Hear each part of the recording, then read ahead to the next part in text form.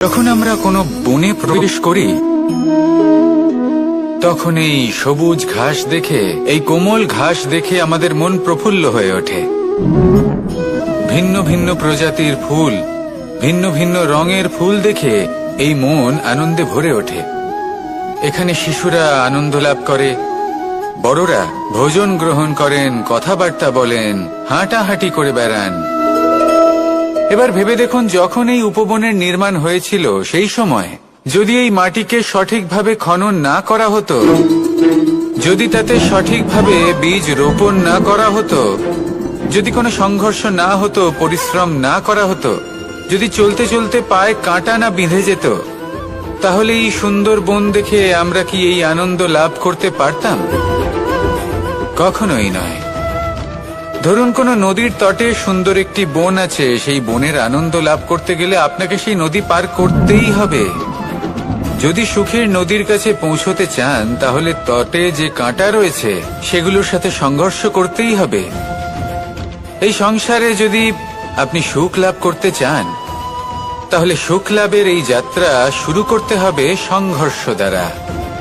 তাহলে সংঘর্ষকে স্বাগত জানান, এর পেছনেই সুখ রয়েছে যা আপনার জন্য অপেক্ষা করছে। এবার হাসুন আর আমার সাথে ভালোবেসে বলুন, রাধা রাধা। আপনি কখনো কাউকে পর্বতে আরোহণ করতে দেখেছেন? বা আপনি কখনো নিজে কোনো পর্বতে আরোহণ করেছেন? করে থাকলে আপনি এই বিষয়ে অবশ্যই জানবেন যে যখন আমরা শিখরের দিকে এগোই, ওপরের দিকে এগিয়ে চলি, তখন আমাদের একটু ঝুঁকে পথ চলতে হয়। তখনই আমরা সেই পর্বত আরোহণ করতে পারি।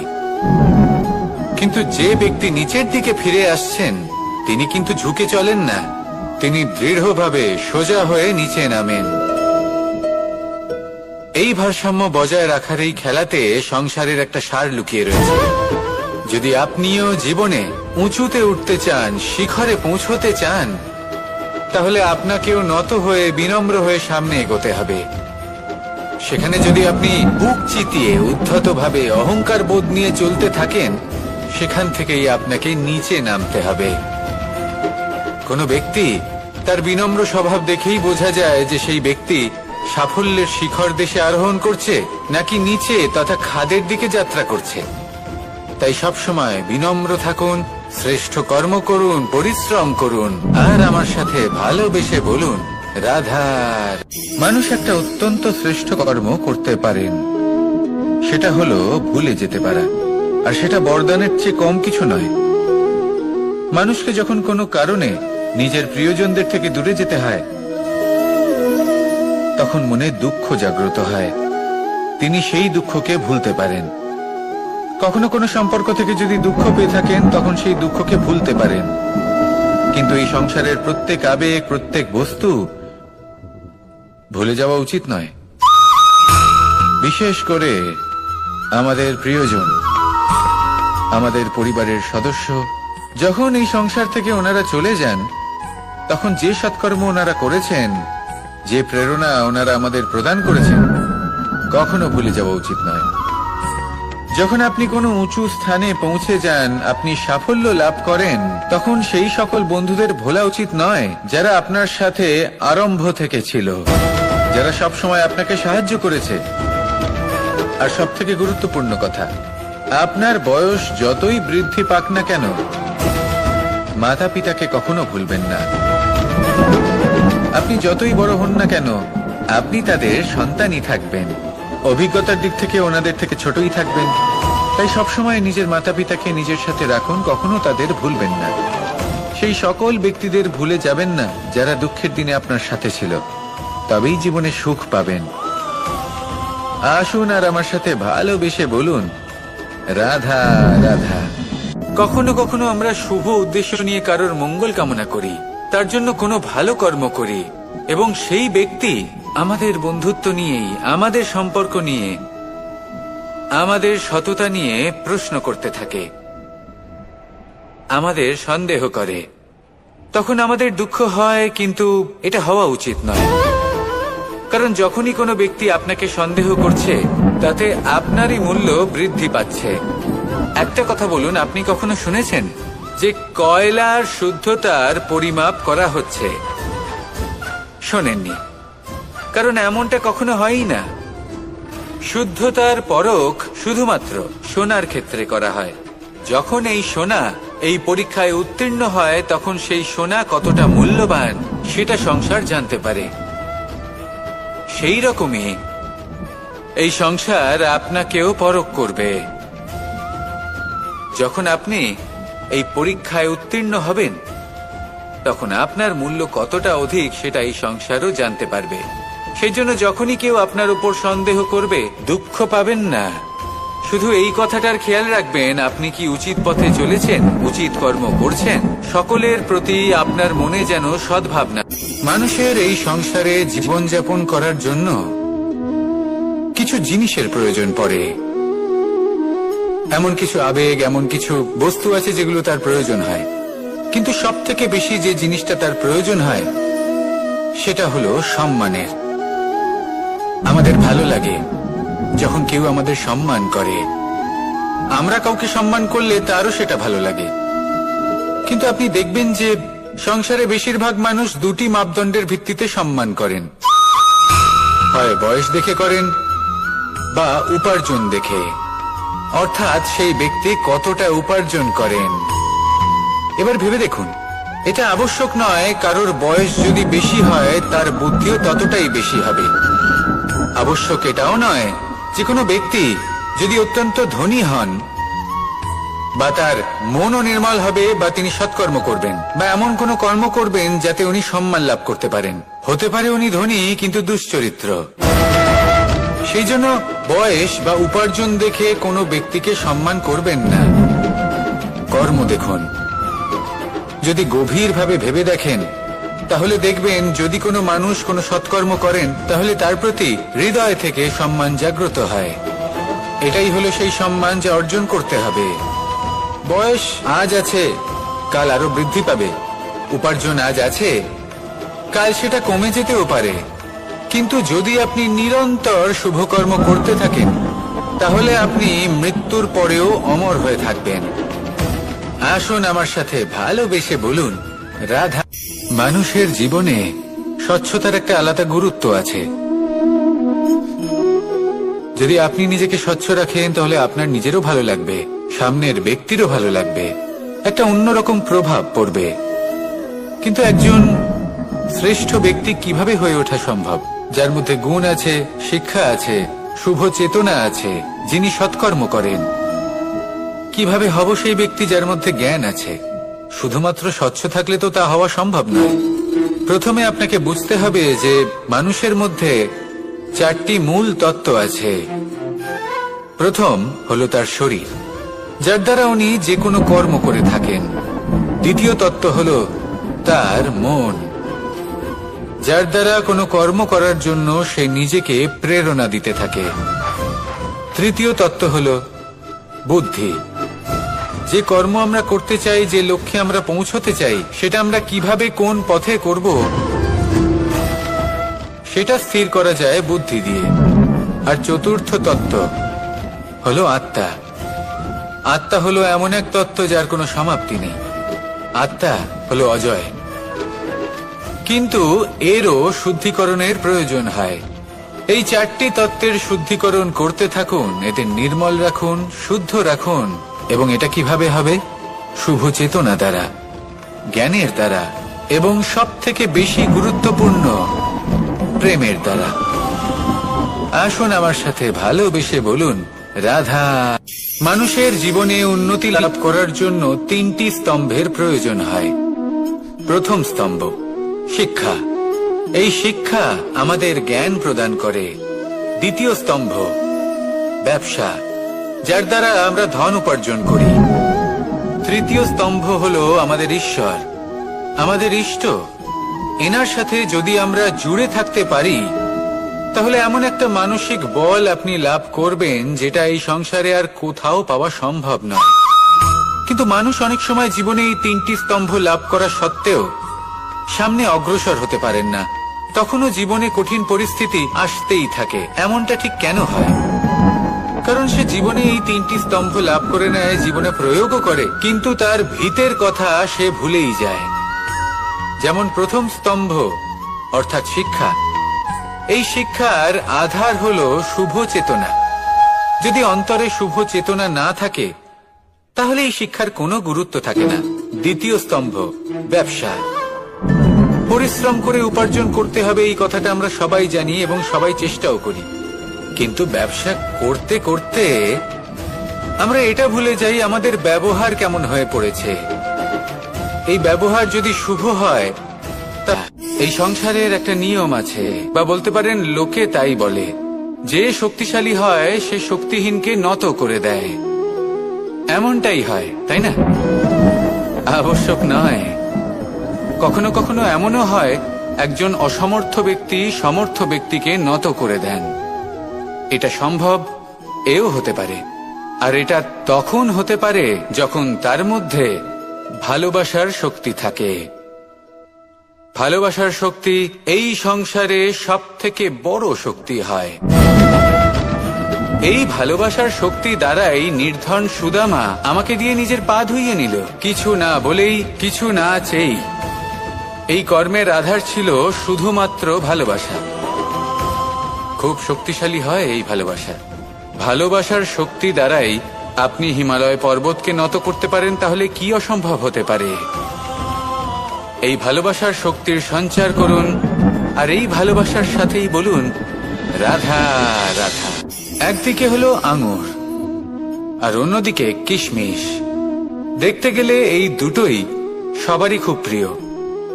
শিশু হোক, যুবক হোক, বা কোনো বৃদ্ধ ব্যক্তি হোক না কেন। আর দেখতে গেলে এই কিশমিশ, এটা আঙুর থেকেই আসে, তারই অন্য একটি রূপ। কিন্তু কখনো হাটে যান আর গিয়ে জিজ্ঞেস করুন যে এই কিশমিশ আর আঙুর, এই দুইয়ের মধ্যে অধিক মূল্য কার? আপনিও নিশ্চয়ই জানবেন যে কিশমিশের মূল্য আঙুরের থেকে অনেক গুণ বেশি। এবার এরকম কেন হয়? এর পেছনে কি কারণ থাকতে পারে? একদিকে হলো সেই আঙুর যা টাটকা অবস্থায় গাছ থেকে পেড়ে খাওয়া যায়, আর অন্যদিকে হলো কিশমিশ যাকে মাসের পর মাস রোদে ফেলে রাখা হয়। একদিকে আঙুর যা কিনা অত্যন্ত রসালো, আর কিশমিশে কোনো রসই নেই। একটি হলো অত্যন্ত কোমল এবং সুন্দর, অন্যটি অমসৃণ এবং তাতে বিন্দুমাত্র সৌন্দর্য নেই, তাও তার মূল্য বেশি। এইসব কেন হয়? এই কারণেই হয় কারণ সেই আঙুর অনেক মাস পর্যন্ত রোদ সহ্য করে থাকে, কষ্ট সহ্য করে থাকে, তবেই সেই আঙুর কিশমিশে পরিণত হয়। এবার জীবনের কড়া রোদ যাকে সহ্য করতে হয়, তার সাথেও এটাই হয়ে থাকে। তারও মূল্য আপনা থেকেই বৃদ্ধি পায়। আপনার জীবনে আপনার গুণ, আপনার প্রতিভা, তা অত্যন্ত গুরুত্বপূর্ণ। কিন্তু যখন আপনি অভিজ্ঞতা লাভ করেন, তখনই সেই অভিজ্ঞতা আপনার গুণ এবং প্রতিভাকে আরো অনেক বেশি শ্রেষ্ঠ করে তোলে। তাই জীবনের কঠোর রোদের মধ্যেও দাঁড়িয়ে থাকাটা শিখে নিন। সাহসের সাথে কঠিন পরিস্থিতির সম্মুখীন হওয়াটা শিখে নিন। ঠিক এইভাবেই অভিজ্ঞতা লাভ করতে হয়, আর এই অভিজ্ঞতা আপনার মূল্য বৃদ্ধি করতেই থাকবে, করতেই থাকবে। আর তখন এই মন প্রসন্ন হয়ে বলবে রাধা রাধা। আমাদের সকলের জীবনেই দুই ধরনের ব্যক্তি থাকেন, বন্ধু এবং শত্রু। তারা হলেন আমাদের প্রিয় বন্ধু, যারা আমাদের জীবনে সবসময় আমাদের পাশে থাকেন। কখনো কখনো আমরা তাদের জন্য কিছুই করি না, তাও তারা আমাদের আনন্দ প্রদান করেন, ভালোবাসা প্রদান করেন। আর অন্যদিকে থাকে আমাদের শত্রু। দেখতে গেলে যখন আমরা জন্ম নিই, তখন কিন্তু আমাদের কোনো বন্ধু থাকে না, আমাদের কোনো শত্রুও থাকে না। কিন্তু যত ধীরে ধীরে আমরা জীবনে এগোতে থাকি, আমাদের বয়স বাড়তে থাকে, তখন আমাদের বন্ধু আর শত্রু এই দুইয়ের সংখ্যা বাড়তে থাকে। আর সেই সবকিছু নির্ভর করছে আমাদের কথার ওপর এবং আমাদের ব্যবহারের ওপর। এবারে আপনি যদি কোনো ব্যক্তিকে স্বাগত জানান উদার চিত্তে, ভালোবেসে, তাহলে সেই ব্যক্তি আপনার বন্ধু হবেই হবে। কিন্তু যদি আপনি নিজে হাতে কাউকে সামনে অগ্রসর হতে বাধা দেন, বিনা কারণে তার সাথে খারাপ ব্যবহার করেন, তাহলে তার মনে শত্রুতার বোধ অবশ্যই জেগে উঠবে। আর রইল বিষয় কথার, যদি আপনার কথা মধুর হয়, তাহলে সবাইকে আপনি আপন করে নিতে পারবেন। এই কথাই যদি কটু হয় তাহলে আপনার আপনজনেরাও দূরে চলে যেতে পারে। তাই নিজের কথার উপর সংযম রাখুন এবং নিজের আচরণ উদার করে তুলুন। জীবনে সুখই সুখ থাকবে। আসুন আমার সাথে ভালোবেসে বলুন, রাধা। এই সংসারে সব থেকে ভয়ানক এবং গভীর অন্ধকার কোনটা? সেটা যখন মেঘ সূর্যকে ঢেকে দেয় এবং সংসার অন্ধকারাচ্ছন্ন হয়ে ওঠে, নাকি তখন যখন সূর্যাস্তের সময় ঘনিয়ে আসে, সূর্য ঢলে যায় এবং এই সংসারে অন্ধকার ছেয়ে যায়, নাকি সেই অমাবস্যার রাত্রি যখন চতুর্দিকে ঘন অন্ধকার থাকে এবং চন্দ্রমার প্রকাশ কোথাও থাকে না? না, এই সংসারে সব থেকে বেশি ভয়ানক অন্ধকার হলো মানসিকতার অন্ধকার। মানসিকতা খুব গভীর একটা বিষয়। এই মানসিকতাই সত্যের রূপ ধারণ করে এবং আমাদের এই মানসিকতা এবং বিবেকে একটা সূর্য থাকে। যদি আমরা এটা জীবন থেকে বের করে ফেলি তাহলে নিরাশা, হতাশা, অসফলতা এর এমন এক ঘন অন্ধকারে আমরা ফেসে যাব যে তার থেকে বাইরে বের হওয়া প্রায় অসম্ভব ব্যাপার হয়ে দাঁড়াবে। বড়ই কঠিন হয় সেই সময়। সেই জন্য ইতিবাচক মনোভাব থাকা খুব প্রয়োজনীয়। এটা ভাববেন না যে এটা আমার সাথে কেন হলো, এই সমস্যা কেন এলো, ওই ব্যক্তি আমার সাথে এটা কেন করলেন। এটা ভাবুন যে আমি জীবনে যে পরিস্থিতিতে দাঁড়িয়ে আছি তার থেকে আমি ঠিক কিভাবে বাইরে বেরোতে পারবো। যতই ঘন অন্ধকার থাকুক না কেন, খুব ছোট একটা প্রদীপের প্রকাশ আমাদের পথপ্রদর্শক হয়ে দাঁড়াতে পারে। আর আমাদের জীবনে এই ছোট্ট একটা প্রকাশ হলো আশা।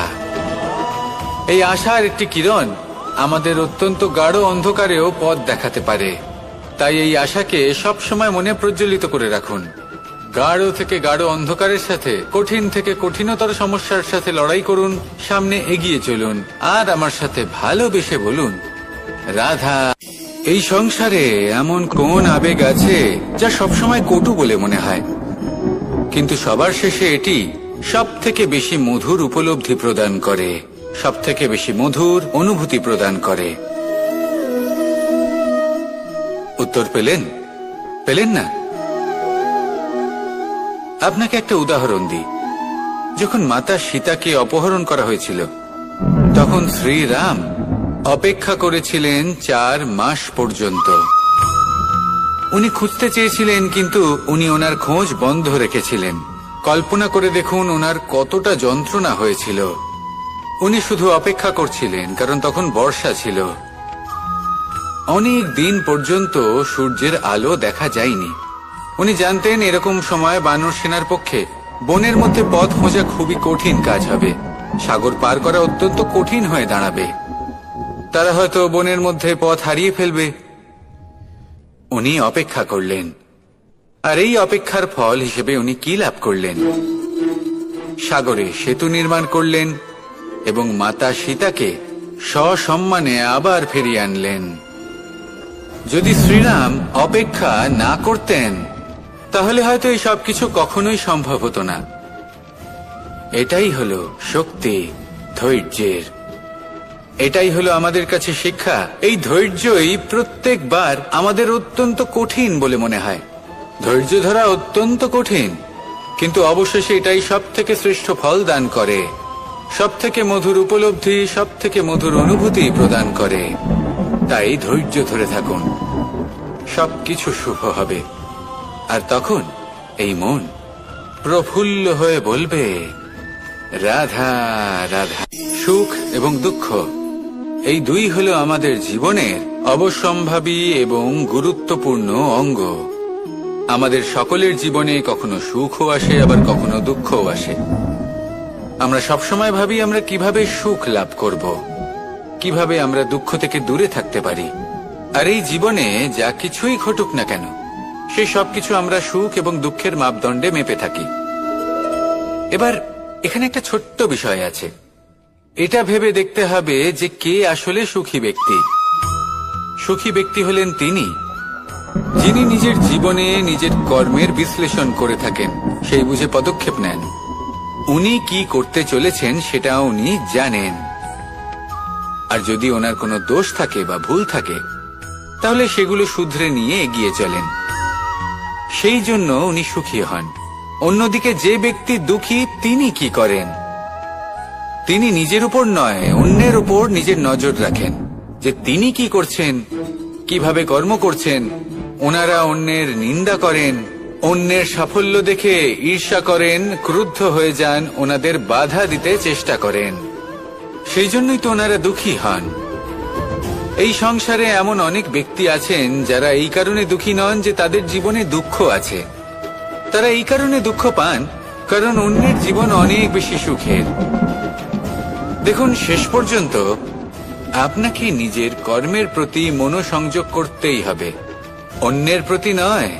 কারণ আপনার জীবনে আপনার কর্ম হলো এমন একটা জিনিস যা আপনার নিয়ন্ত্রণে আছে। নিরন্তর চেষ্টা করতে থাকুন, নিজের কর্মকে বুঝতে শিখুন, শুধরে নিন, নিজেকে শ্রেষ্ঠ করে তুলুন। তখন সাফল্য নিজে থেকে আপনার কাছে আসবে আর এই মন প্রসন্ন হয়ে বলবে, রাধা রাধা। মুক্তোর এই মালা দেখতে কত সুন্দর হয়, তাই না? যিনি ধারণ করেন তাকেও এটা শীতলতা প্রদান করে, আর যে ব্যক্তি দেখে তার চোখও এই দৃশ্য দেখে শান্তি উপলব্ধি করে। কিন্তু ভাবুন, যদি এমন কিছু হয় যে সুতো দ্বারা এই মুক্তোর মালা তৈরি হয়েছে সেটা কেউ ছিঁড়ে দেয়, তাহলে এই মুক্তোর মালা ছিঁড়ে যাবে আর সমস্ত মুক্তো মাটিতে পড়ে যাবে, ছড়িয়ে পড়বে।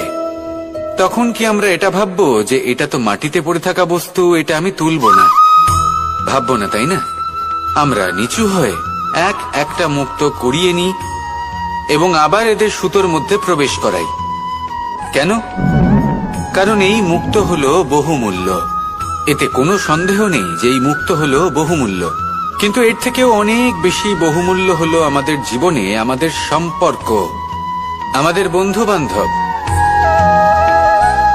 এই সম্পর্কেও কখনো কখনো বিবাদ হয়, মনোমালিন্য হয়, এগুলোও ছড়িয়ে যায়। আর সেই সময় এই মুক্তোর মতোই নত হয়ে আমাদের এই সম্পর্কগুলিকে হাতে তুলতে হবে, এদের জুড়তে হবে, এদের আগলে রাখতে হবে, কারণ এদের থেকে বহুমূল্য আর কিছুই নেই। আর যদি এই কাজটা আপনি শিখে নিতে পারেন তাহলে আপনার জীবনের এই সম্পর্ক, এই বন্ধুত্ব সবসময় আপনাকে বল প্রদান করবে, আনন্দ প্রদান করবে, আর এই মন সুপ্রসন্ন হয়ে বলবে, রাধা রাধা। আপনারা সবাই একটা গাছের পাতাকে দেখুন, যতক্ষণ পর্যন্ত গাছের সাথে মানে গাছের ডালের সাথে জুড়ে থাকে সে সবুজ থাকে, বাতাসের সাথে সে নড়তে থাকে। যতক্ষণ পর্যন্ত ও সূর্য থেকে পাওয়া রশ্মির শক্তি গাছে পৌঁছে দেয় ততক্ষণ ও ডালের সাথে যুক্ত থাকে। কিন্তু যখন সেই পাতা শুকিয়ে যায় তখন তার কোনো গুরুত্ব থাকে না। সেই পাতা গাছের ডালে এবং বৃক্ষের কাছে বোঝা হয়ে থেকে যায়। এবং এমন এক সময় আসে যখন সেই ডালটি শুকনো সেই পাতাকে পরিত্যাগ করে। এটাই আমরা এই প্রকৃতিতে দেখি এবং এটাই হলো সত্য। আর এটাই আমাদের জীবনে খুব বড় একটা শিক্ষা। যদি আপনিও নিজের জীবনে নিজের আপনজনদের কাছে বোঝা স্বরূপ হয়ে দাঁড়ান তাহলে তারা আপনাকে যতই ভালোবাসুক না কেন, ওনারা যদি নাও চান তাহলেও এমন এক দিন আসবে যখন আপনার আপনজন আপনাকে পরিত্যাগ করবে। সেই জন্য সবসময় আত্মনির্ভর হয়ে ওঠার চেষ্টা করুন, নিরন্তর পরিশ্রম করতে থাকুন, কারোর উপর বোঝা হয়ে থাকবেন না, বরং তার সাথে মিলে দায়িত্ব পালন করুন। এমনটা করবেন তাহলে আপনার সম্মানও বজায় থাকবে এবং সম্পর্কের মধ্যে আপনার মূল্যও বজায় থাকবে। আসুন আর আমার সাথে ভালোবেসে বলুন, রাধা রাধা। আমাদের মধ্যে এমন অনেক মানুষ আছেন যারা বই পড়তে পছন্দ করেন, অনেক মানুষ আছেন যারা ভিন্ন ভিন্ন রকমের কাহিনী পড়েন। এবার পড়তে পড়তে মাঝে এমন একটা অধ্যায় অবশ্যই আসে যা আমাদের হৃদয় স্পর্শ করে যায়। আমরা হৃদয় যন্ত্রণা অনুভব করি, তাও আমরা সেই কাহিনী শেষ পর্যন্ত পড়ি এবং তখন আমরা বুঝতে পারি যে সেই যন্ত্রণাময় অধ্যায়টি কেন এসেছিল, তার থেকে আমরা কি শিক্ষা পেলাম এবং আমরা অবশেষে লক্ষ্যেও পৌঁছলাম। কিন্তু যদি সেই যন্ত্রণাদায়ক অধ্যায়টিতে আপনি থেমে যান আপনি যদি এটা ভাবেন যে আমি আর পড়তে পারবো না, তাহলে আপনি জানতেও পারবেন না যে পরবর্তীতে কি হতে চলেছে। এই মন দুঃখে ভরে উঠবে, মনে প্রশ্ন আসতেই থাকে যার উত্তর আমরা পাই না, নিজেদের লক্ষ্য বুঝতেই পারি না। এইভাবেই আমাদের জীবনেও যদি এমন কিছু হয় যা অত্যন্ত দুঃখজনক, যদি এমন কোনো কঠিন অধ্যায় আপনার জীবনে আসে, থামবেন না। তা হলো আপনার জীবনের কাহিনীর একটি যন্ত্রণাদায়ক দুঃখজনক অধ্যায় মাত্র। শেষ পর্যন্ত এই কাহিনীতে টিকে থাকুন, কর্ম করতে থাকুন। আপনি বুঝতে পেরে যাবেন যে এই কঠিন পরিস্থিতি আপনার জীবনে কেন এসেছিল। আপনি শিক্ষাও লাভ করবেন এবং লক্ষ্যও লাভ করবেন। আসুন আমার সাথে ভালোবেসে বলুন, রাধা রাধা। আশা এবং বিশ্বাস মানুষের জীবনের দুই অমূল্য স্তম্ভ। এটাই হলো ঢাল এবং এটাই হলো অস্ত্র। এটাই আমাদের রক্ষা করে এবং এটাই আমাদের জীবনের পথ প্রশস্ত করে। কিন্তু ছোট একটা সমস্যা আছে। এবার যদি আপনি বটবৃক্ষের থেকে এই আশা রাখেন যে এ আমাকে ফল দেবে, তাহলে সেই আশা ভঙ্গ হওয়াই স্বাভাবিক।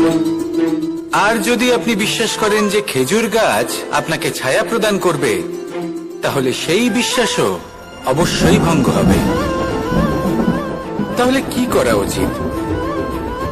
চোখ বন্ধ করে যে কাউকে বিশ্বাস করার আগে বা যে কারোর থেকে আশা রাখার আগে নির্বাচন করুন যে কার ওপর বিশ্বাস রাখতে চান, কার ওপর আশা রাখতে চান। তবে আমি তো বলবো যে বিশ্বাস করতে হলে নিজের ওপর করুন, যে এই সংসারে এমন কোনো কাজ নেই যা আপনি করতে পারেন না।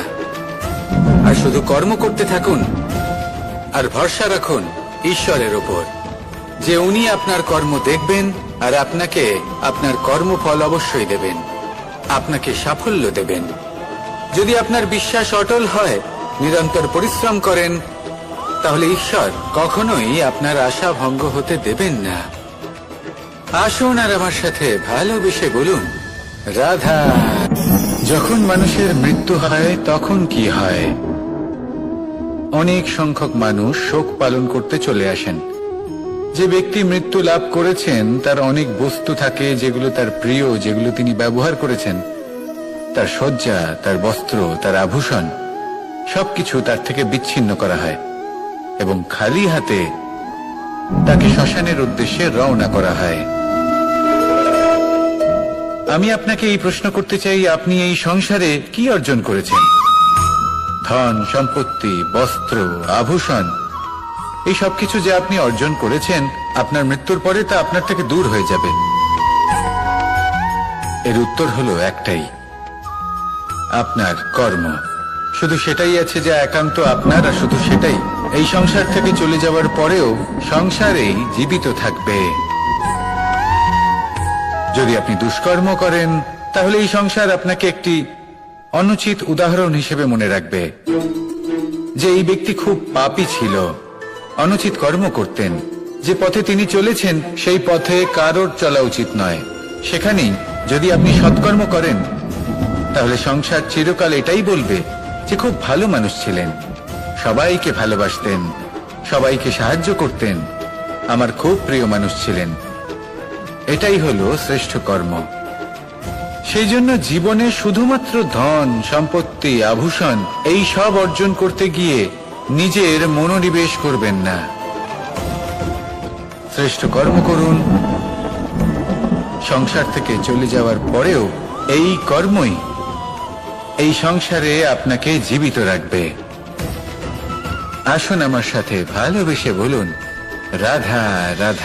এই শুকনো পাতাটিকে দেখুন, নিষ্প্রাণ হয়ে পড়েছে। কোনো একটা সময় এই পাতাটি একটা গাছের ডালে ছিল। সেই গাছ ওর লালন পালন করত। যখন যখন বাতাস বইত, এই পাতায় কম্পন দেখা দিত, মনকে প্রফুল্ল করে তুলত।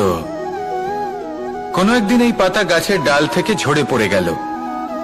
নিঃসন্দেহে ও নিজের স্বাধীনতা পেল, কিন্তু আস্তে আস্তে শুকিয়ে গেল, নিষ্প্রাণ হয়ে গেল। দেখুন, আমি এই কথা বলছি না যে স্বাধীনতা অনুচিত, কখনোই না। কিন্তু যে কোনো পরিস্থিতিতে স্বাধীন হতে চাওয়া এটা নিশ্চিত রূপে অনুচিত। আমরা যদি আমাদের জীবনে পরিবারের গুরুত্ব ভেবে দেখি, তাহলে এই পরিবারে যতই মতভেদ থাকুক না কেন, যতই মনোমালিন্য থাকুক না কেন, যতই বিবাদ থাকুক না কেন, এই সব মিটিয়ে নেওয়া অত্যন্ত প্রয়োজনীয়। সেই সবকিছু সমাপ্ত করা অত্যন্ত প্রয়োজনীয়। কখনো এই পরিবারকে ভাঙতে দেবেন না, কখনো এই পরিবার থেকে দূরে চলে যাবেন না। এই পরিবার হলো আমাদের জীবনের একটা অমূল্য সম্পদ, অমূল্য এক আশ্রয়, যা এই সংসারে হয়তো কোথাও আপনি পাবেন না। তাই একে আগলে রাখুন। ভেবে নিন আপনি পাতা আর আপনার পরিবার সেই গাছ। আসুন আমার সাথে ভালোবেসে বলুন, রাধা রাধা। কখনো কখনো অন্ধকারের সাথে লড়াই করার জন্য আমরা প্রদীপ জ্বালাই। এতে প্রথমে সলতে রাখি, তারপর তেল ঢালি, তারপর আগুন জ্বেলে এটা প্রজ্বলিত করি। তারপর একটা সময় আসে যখন এই প্রদীপ নিভে যায়। কারণটা কি? কারণ কি এটা যে প্রদীপের প্রকাশমান হওয়ার ক্ষমতা সমাপ্ত হয়েছে? না, এই যে আগুন আমরা দেখতে পাচ্ছি, এই আগুনের জন্য যে শক্তির প্রয়োজন হয় তা আসে এই তেল থেকে। যদি এই তেল সমাপ্ত হয়ে যায়, তাহলে এই প্রকাশ তাও সমাপ্ত হয়ে যায়। আর আমাদের জীবনে এই তেল হলো আমাদের কর্ম, আর এই আগুন আর এর দ্বারা উৎপন্ন হওয়া প্রকাশ আমাদের ভাগ্য। যত আমাদের কর্ম ক্ষীণ হতে থাকবে, আমাদের ভাগ্য সৌভাগ্য কোথাও না কোথাও লুপ্ত হয়ে যাবে। যে উজ্জ্বল ভবিষ্যৎ আমরা চাইছি তা কখনো লাভ করতে পারবো না যদি কর্ম না করি। ঠিক যেমন তেল ছাড়া অগ্নি উৎপন্ন হয় না, তেমনি কর্ম ছাড়া সৌভাগ্য হয় না। আর যেমন কর্ম তেমন ভাগ্য।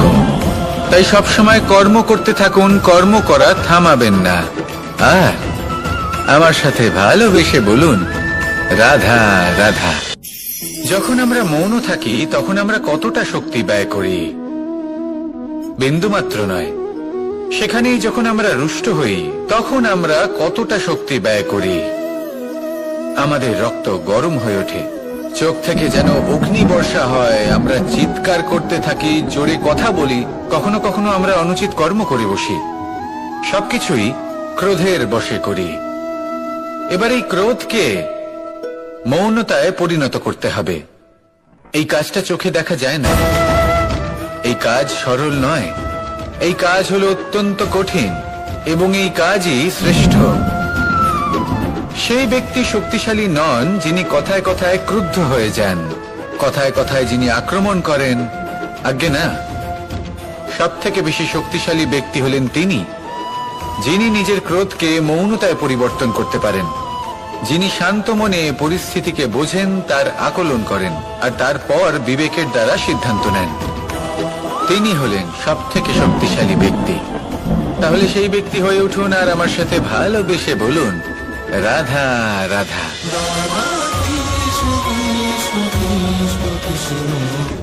এই লক্ষ্য সরলভাবে কেন আমার কাছে চলে আসে না?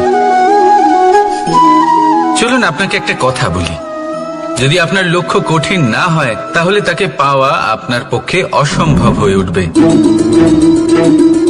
লক্ষ্যে পৌঁছানোর এই রাস্তায় আপনি যে কড়া রোদের সম্মুখীন হন, যার থেকে আপনি দূরে পালাতে চান, সেই রোদ আপনাকে প্রেরণা যোগায় যে আপনি এগোতে থাকুন। ভাবুন একজন যাত্রী যে কিনা নিজের লক্ষ্যের দিকে যাচ্ছেন, সেই পথে উনি যদি একটু ছায়া পেয়ে যান আর উনি ওখানে বিশ্রাম নেন, তাহলে তার সাথে তার ভাগ্য গভীর নিদ্রায় সেখানে বিলীন হয়ে যায়। তাই এই পরিশ্রমের করা রোদের থেকে কখনো দূরে পালাবেন না। জীবনে শুধু সামনে এগোতে থাকুন দৃঢ়তার সাথে। আর লক্ষ্য সরল হোক, কঠিন হোক বা অত্যাধিক কঠিন হোক, একটা কথা মনে রাখবেন, যে জীবনের লক্ষ্যে পৌঁছতে পেরেছে সে লক্ষ্য প্রাপ্তির জন্য আফসোস কখনোই করে না। রাধা রাধা।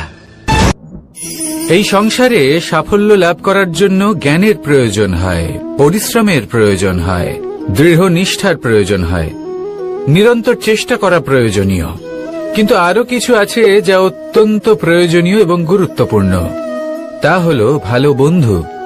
তাদের থাকা অত্যন্ত প্রয়োজনীয়। যদি ভালো বন্ধু থাকে তাহলে সময় এলে তারা ঢাল হয়ে আপনাকে সুরক্ষা করবেন।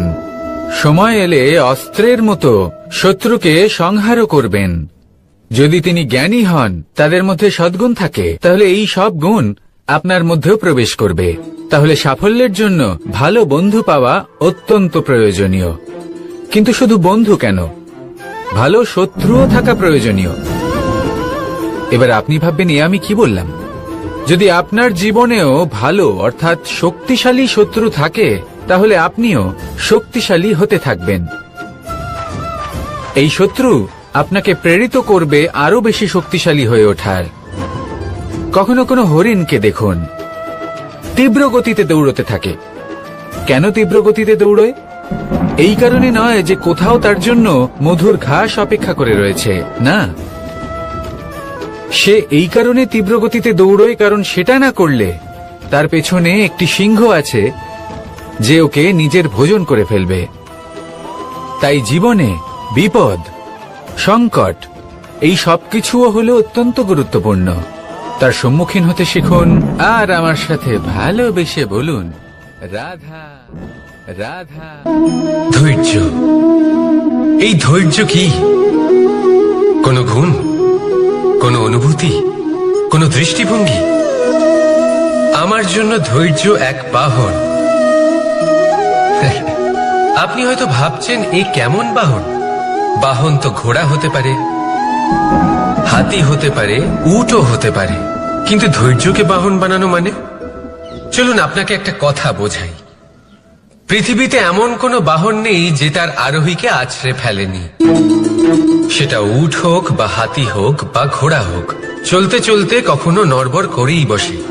তারপর সেই আরোহী পড়ে কারোর পায়, তারপর পড়ে তার নিজের নজরে। কিন্তু ধৈর্যরূপী বাহন কখনো কাউকে ফেলে না, কখনো না। না সেই আরোহী কারোর পায়ে পড়ে, আর না তো নিজের নজরে। কারণ ধৈর্য আপনাকে বিবেক প্রদান করে, বিবেক আপনাকে পরিকল্পনায় সাহায্য করে, আর পরিকল্পনা প্রদান করে আপনাকে শক্তি, আপনার লক্ষ্যের দিকে অগ্রসর হওয়া। বুঝলেন? ধৈর্যকে সঙ্গে রাখুন, নিজেকে আরো ধৈর্যশীল করে তুলুন। এই ধৈর্যের সাহায্যে আরোহণ করে দেখুন কিভাবে এই বাহন আপনাকে আপনার গন্তব্যে পৌঁছে দেবে। রাধা রাধা। সংসারে এমন একটা ভ্রান্ত ধারণা রয়েছে যে সবকিছু ভাগ্যের দ্বারা পাওয়া যায়, কিন্তু ভাগ্য, প্রারব্ধ এ তো সকলের জন্যই সমান হয়। এটা তো ব্যক্তির উপরে নির্ভরশীল হয়, তার আকাঙ্ক্ষার উপরে নির্ভরশীল হয়, বাসনার উপরে নির্ভরশীল হয়, স্বভাবের উপরে নির্ভরশীল হয় যে উনি সেটা নিয়ে কি করেন। দেখুন, এই প্রসাদ কিন্তু সকলকেই দেওয়া হয়, কিন্তু তা গ্রহণ করবেন কিভাবে সেটা ব্যক্তির উপরে নির্ভর করে। আপনাকে এক উদাহরণ দিই। যেমন ধরুন, দুজন মানুষকে আমি একটা করে মাটির ডেলা দিলাম, সেটা নিয়ে তারা কি করবেন? একজন মানুষ তার ছোট ছোট ডেলা বানাবেন আর পথযাত্রীদের ওপরে ছুঁড়ে মারবেন, হাসি ঠাট্টা করবেন, তাদের বস্ত্র নোংরা করে দেবেন, সেটাতেই উনি আনন্দ পাবেন। অন্যদিকে দ্বিতীয় ব্যক্তি সেই মাটির ডেলা দিয়েই নিজের জন্য একটা কুঁড়ে ঘর বানাবেন। সেই কুঁড়ে ঘর যা রোদেতে, বৃষ্টিতে, ঝড়ে তাকে সুরক্ষিত রাখবে। অনুভূতি, এই অনুভূতি বদলাতে শিখুন। এই অনুভূতি অত্যন্ত গুরুত্বপূর্ণ। ভালোবাসাতেও এই অনুভূতি হলো অত্যন্ত গুরুত্বপূর্ণ। ভালোবাসা সে বন্ধুর সাথে হোক, মা বাবার সাথে হোক, ভাই বোনের সাথে হোক, স্ত্রীর সাথে হোক, যে কারোর সাথে হোক। মনে রাখবেন, এই হলো সেই অনুভূতি যা আপনার ভাগ্য নির্ধারণ করে থাকে। তাহলে আসুন আমার সাথে প্রেমের অনুভূতি নিয়ে বলুন, রাধা রাধা। লক্ষ্য, পথ আর সাফল্য, এই তিনটেই একে অপরের সাথে জড়িত, কিন্তু অনেকবার মানুষ এদের ঠিকভাবে বুঝতে পারেন না। তারা ভাবেন যে যেরকম লক্ষ্য হবে সেরকমই পথ হবে, সেই মতোই লক্ষ্য কঠিন হলে পথ কঠিন হবে, লক্ষ্য সরল হলে পথও সরল হবে। যদি আপনাকে আসল সত্যের সাথে অবগত করাই, তাহলে দেখবেন সবকিছুই এর উল্টো। লক্ষ্য নিজের পথ বানায় না, পথ সেটাই যেটা আপনি স্বয়ং নির্বাচন করে আপনি নিজে বানান। সেই অনুসারেই আপনি আপনার লক্ষ্যে পৌঁছতে পারবেন। সেই জন্য জীবনে যখনই লক্ষ্যে পৌঁছানোর পথের বিষয়ে আপনি কোনো সিদ্ধান্ত নেবেন তাহলে তা ভেবে চিন্তে নেবেন, কারণ এই পথ অত্যন্ত গুরুত্বপূর্ণ। পথ যদি শুভ হয়, মানুষ কর্ম করেন। আমি বারংবার বলি যে ফলের আশা করবেন না। তাও মানুষ কোথাও না কোথাও নিজের কর্মের বদলে কোনো না কোনো ফলের আশা অবশ্যই রাখেন। কখনো তিনি সফল হন, কখনো অসফল।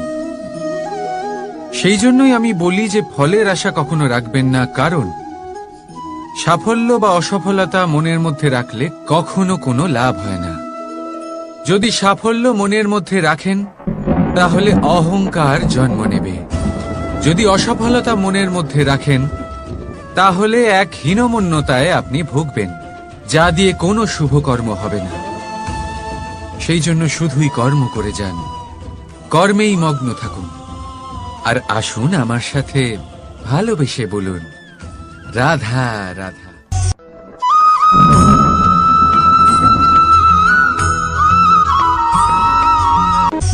বন্ধু আর শত্রু প্রত্যেকের জীবনের একটা বড় অংশ এর উপরে নির্ভরশীল হয়ে থাকে।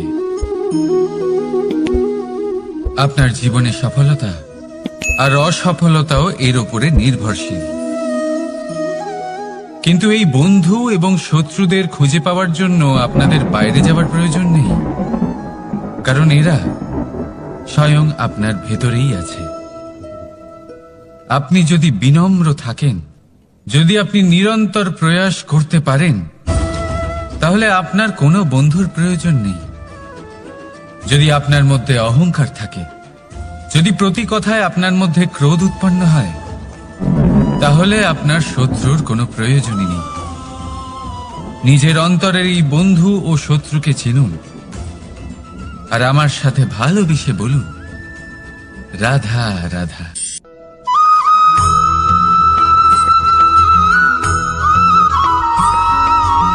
সংসারে সকলে উঁচুতে উঠতে চায়, কেউ নত হতে চায় না। সবাই এটা মনে করে যে নত হওয়ার অর্থ হলো তাদের আত্মসম্মান এবং অহংবোধের বিরুদ্ধাচরণ করা। তাদের মনে হয় যে যদি আমরা নত হই, সংসার আমাদের দুর্বল মনে করবে, তাদের শৌর্য এবং তাদের ব্যক্তিত্বের অপমান হবে। কিন্তু এটা কি সত্যি? প্রত্যেকবার নত হওয়ার অর্থ কি সম্মানহানি হওয়া? কখনোই নয়। আপনি নিজের জীবনকেই দেখে নিন। আপনার কোনো অমূল্য জিনিস যদি নিচে পড়ে যায় তাহলে তাকে কিভাবে তোলেন? সেই বস্তুকে তোলার জন্য আপনাকে নত হতেই হবে। আপনি বড়দের আশীর্বাদ কিভাবে লাভ করেন? আপনি নত হয়ে তবেই তাদের আশীর্বাদ লাভ করতে পারেন, তাই না? ভেবে দেখুন, আপনি একটা পথে হাঁটছেন, আপনি দেখতে চাইছেন যে আপনি সঠিক পথে হাঁটছেন কিনা, পায়ের নিচে কাঁটা পড়ে আছে কিনা। কিভাবে দেখবেন? আপনাকে সেই মাথা নত করেই দেখতে হবে। এর অর্থ কি? অর্থ খুব সহজ। প্রত্যেকবার নত হওয়া অনুচিত নয়, সেটা কোনোভাবেই সম্মানহানি নয়। পরিস্থিতি অনুসারে এবং যেখানে প্রয়োজন আপনি নত হতে শিখে গেলে আপনি অনেক কিছুই লাভ করতে পারবেন। জ্ঞান, মান, গুণ, বিশ্বাস। সেই জন্য প্রয়োজন এবং পরিস্থিতি অনুসারে নত হতে শিখুন, এতে অনুচিত কিছুই নেই। আত্মসম্মান থাকা অত্যন্ত প্রয়োজনীয়, কিন্তু তা যেন কখনো অহংকারে পরিণত না হয়। এই বিষয়ে অবশ্যই নজর রাখবেন এবং আমার সাথে ভালোবেসে বলবেন, রাধা রাধা।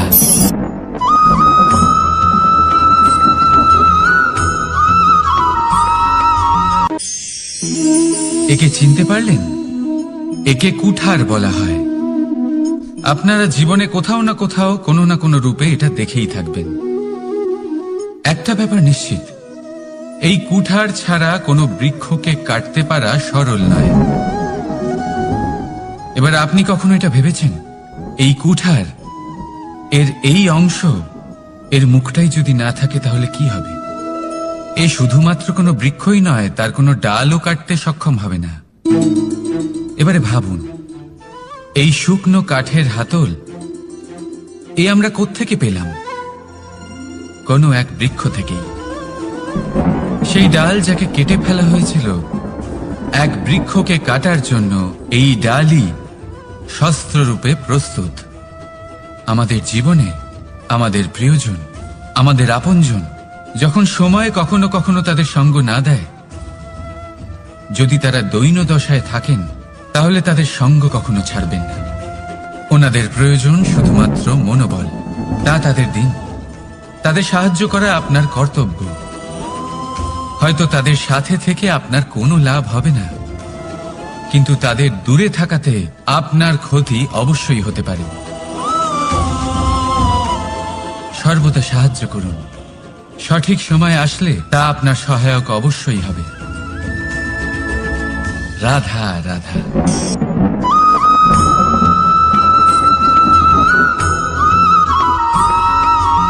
যোগাসন। এই আগুনের জন্য যে শক্তির প্রয়োজন হয় তা আসে এই তেল থেকে। যদি এই তেল সমাপ্ত হয়ে যায়, তাহলে এই প্রকাশ তাও সমাপ্ত হয়ে যায়। আর আমাদের জীবনে এই তেল হলো আমাদের কর্ম, আর এই আগুন আর এর দ্বারা উৎপন্ন হওয়া প্রকাশ আমাদের ভাগ্য। যত আমাদের কর্ম ক্ষীণ হতে থাকবে, আমাদের ভাগ্য সৌভাগ্য কোথাও না কোথাও লুপ্ত হয়ে যাবে।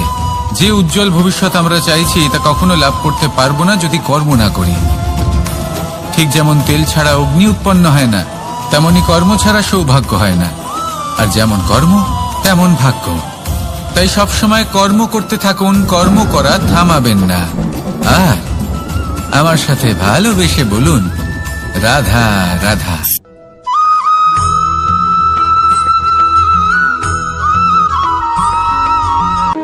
কোন ব্যক্তির ব্যক্তিত্ব কিভাবে তৈরি হয়? আপনার কি মনে হয় যে ব্যক্তি জন্ম থেকে তার স্বভাব নিয়ে জন্মায়, নাকি আপনার মনে হয় যে এই প্রকৃতি ব্যক্তির জন্য তার নিয়তি রচনা করে?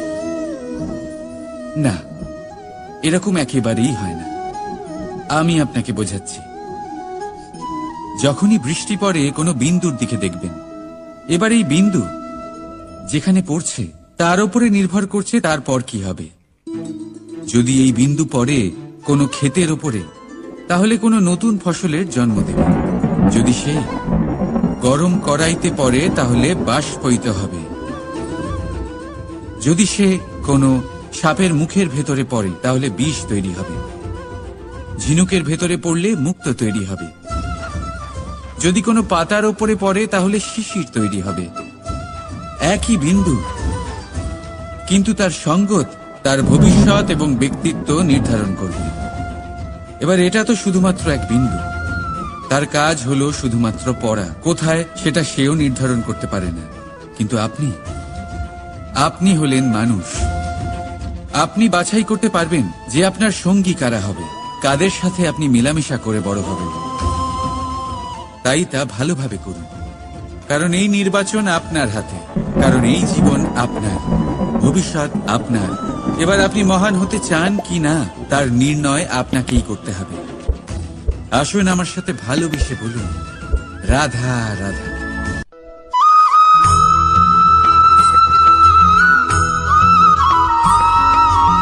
ভয়ের সাথে আমরা সবাই পরিচিত। কষ্টও আমরা সবাই পেয়েছি।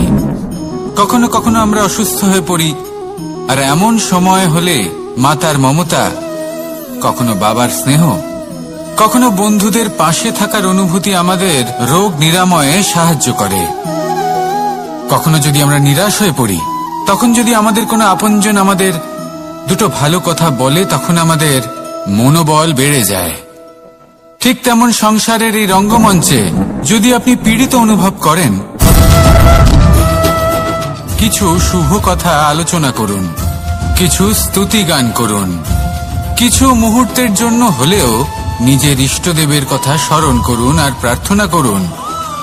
সাহস বাড়বে, শক্তিও বৃদ্ধি পাবে এবং সামনে এগিয়ে চলার পথও দেখতে পাবেন। তখন এই মন প্রসন্ন হয়ে বলবে, রাধা রাধা।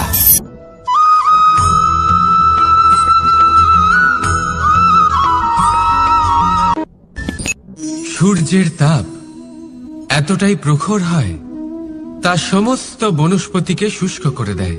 পুকুর হোক, নদী হোক, সরোবর হোক, সমস্ত শুষ্ক হয়ে যায়।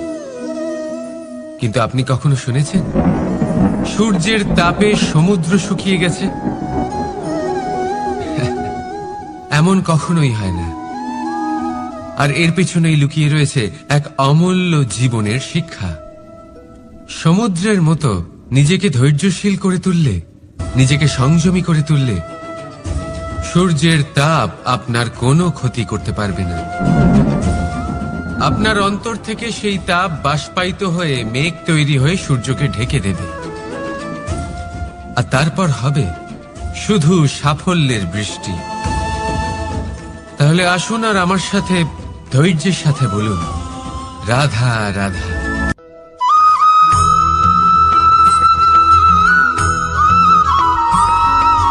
মানুষের জীবনে দুই ধরনের আবেগ থাকে যা চিরকাল তার সাথে বসবাস করে। প্রথম, স্বপ্ন। দ্বিতীয়, অজুহাত। মানুষ হাজার হাজার স্বপ্ন দেখতে পারে। আমাকে এই কাজ করতে হবে, আমাকে ওখানে ঘুরতে যেতে হবে, আমায় জীবনে এই অসম্ভব কাজ বাস্তবায়িত করে দেখাতে হবে, আদি ইত্যাদি। এবার ঠিক যেমন স্বপ্ন দেখেন সেইভাবে অজুহাতও খুঁজে নিয়ে আসেন। আমি এই স্বপ্ন পূরণ করতে পারলাম না, কারণ আমাকে কেউ সাহায্যই করলো না, কারণ আমি দুর্বল হয়ে পড়েছিলাম, কারণ আমার কাছে সময়ই ছিল না, আদি ইত্যাদি। এবার সাফল্য এবং অসফলতার মাঝখানে এই ধরনের সংঘর্ষ হতে থাকে। সাফল্য তখন লাভ করা সম্ভব যখন আপনার স্বপ্ন আপনার অজুহাতের থেকে অনেক বড় হয়, আর অসফলতা তখন পাবেন যখন আপনার অজুহাত আপনার স্বপ্নের থেকে অনেক বড় হয়। আপনি যদি সাফল্য লাভ করতে চান তাহলে চেষ্টা করতে থাকুন, পরিশ্রম করুন। যদি অসফল হন তাহলে ভয়ভীত হওয়ার কোনো প্রয়োজন নেই। নিজের ভুল বুঝুন, তাকে শুধরে নিন, আবার চেষ্টা করুন। কিন্তু যদি নিজের জীবনে অজুহাত নিয়ে আসেন তখন স্বপ্ন কখনো পূরণ হবে না। আসুন আমার সাথে ভালোবেসে বলুন, রাধা রাধা।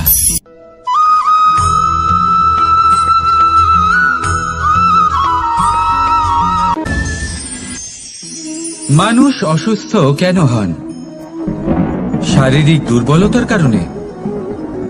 না, মানুষ অসুস্থ হন তার মানসিকতার কারণে, তার বিবেকের কারণে, তার কর্মের কারণে, তার ক্রোধের কারণে। আর যখন কেউ সুস্থ হন, ঠিক হয়ে যান, তার মানে এটা নয় যে শুধু ওষুধের জন্য তিনি সুস্থ হয়েছেন। না, এটা কারোর তার প্রতি প্রেমের প্রভাব, বিশ্বাসের প্রভাব, সম্বলের প্রভাব। শুধুমাত্র ওষুধ দিয়ে কিছুই হয় না। যদি মনে প্রেম থাকে, বিবেক থাকে, বিশ্বাস থাকে, সম্বল থাকে, তবেই সেই ওষুধ কাজ করতে পারে। তাই মনে রাখবেন, এই জীবন হলো অত্যন্ত ছোট। মনে প্রেম ভাব রাখুন, মিত্রতা করুন, শত্রুতা নয়। ভালোবাসুন, বিদ্বেষ নয়। আর এই ভালোবাসার সাথেই বলুন, রাধা রাধা।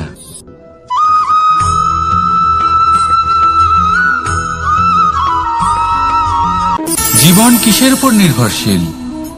ধনের ওপর, বৈভবের ওপর, নিঃশ্বাসের ওপর? না, এই জীবন নির্ভরশীল বিশ্বাসের ওপর। বিশ্বাস নিজের ওপর, বিশ্বাস আমাদের আপনজনের ওপর। কিন্তু যখন এই বিশ্বাস ভেঙে যায় তখন মানুষের মনও ভেঙে যায়, আর তারপর সে অন্য কিছু করতেই পারে না। তখন কি করা যেতে পারে? 3টে কাজ আছে যা আপনি করতে পারেন। প্রথম, ভালোবাসা।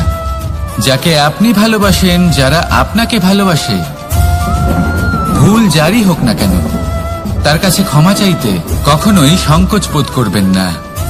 দ্বিতীয় হলো বিশ্বাস। যারা আপনাকে ভালোবাসেন, আপনাকে বিশ্বাস করেন, তাদের বিশ্বাস কখনো ভাঙবেন না। তৃতীয় হলো আশা।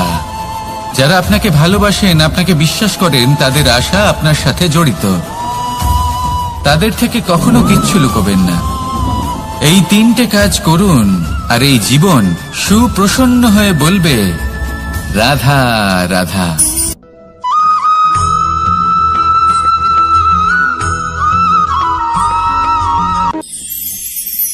মানুষ জীবনে সব সময় চিন্তা করে, ভাবতে থাকে যে তার জীবনে কতই না সমস্যা। তারপরে নিজের আশেপাশে দেখে আর ভাবে যে সবাই কত প্রসন্ন, শুধু আমার জীবনেই সমস্যা আছে। কিন্তু বিষয়টা তা নয়।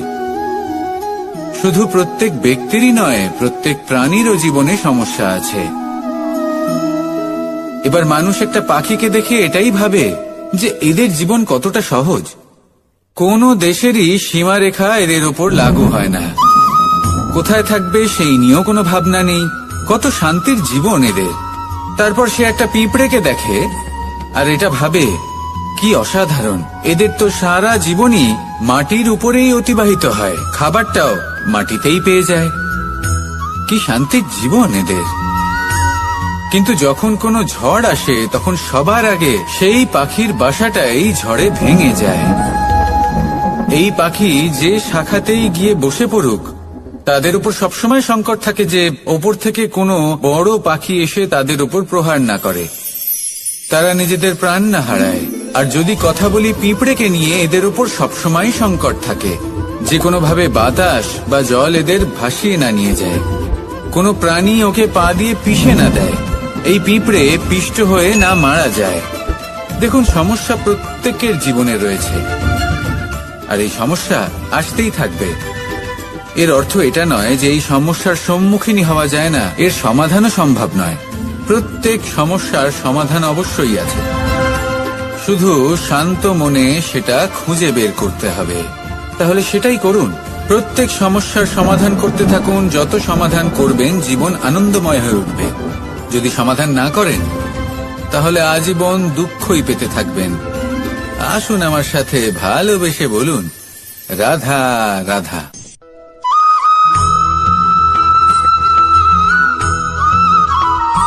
প্রেম হলো এই সংসারের সবথেকে বড় ঢাল এবং সবথেকে বড় অস্ত্র। এই প্রেম ছাড়া না কোনো ন্যায় হয় আর না কোনো শাস্ত্র, না জীবন আছে আর না অন্ত। এবার যদি এই প্রেম মনের মধ্যে বাস করতে শুরু করে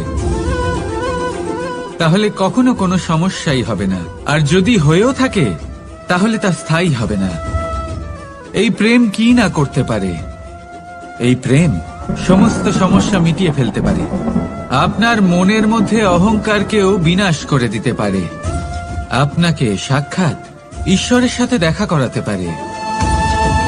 তাই প্রেমের দ্বারা প্রয়াস করতে থাকুন।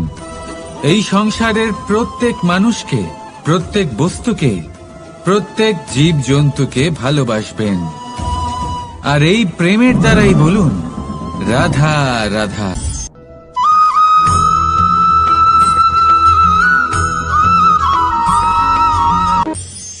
মানুষ এক অত্যন্ত বিচিত্র প্রাণী। পরিকল্পনা করে, ষড়যন্ত্র করে, প্রচেষ্টা করে, কাউকে পরাজিত করার চেষ্টাও করে।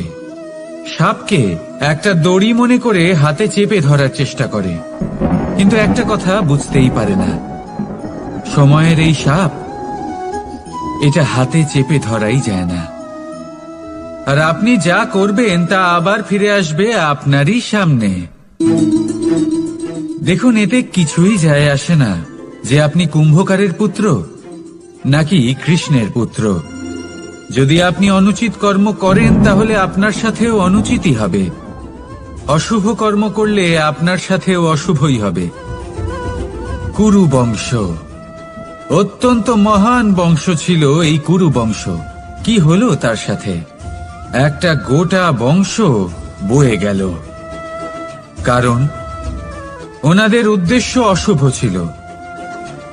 অন্যদিকে 5 জন বনবাসী পাণ্ডব মহাভারত বিজয়ী হলেন, কারণ তাদের উদ্দেশ্য শুভ ছিল। তাই মনে রাখবেন, শুভ অগ্নি প্রজ্বলিত করবেন, শুভ তাপ সঞ্চার হবে। অশুভ অগ্নি প্রজ্বলিত করবেন, নরকেই জ্বলতে হবে।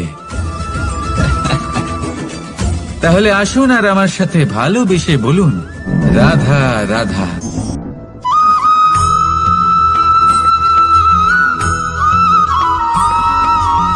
প্রেম এই সংসারে এসেছিল এই সংসারকে প্রেমের শিক্ষা দেওয়ার জন্য, এই জীবনের সুখের অনুভূতি আসলে কি তা শেখানোর জন্য।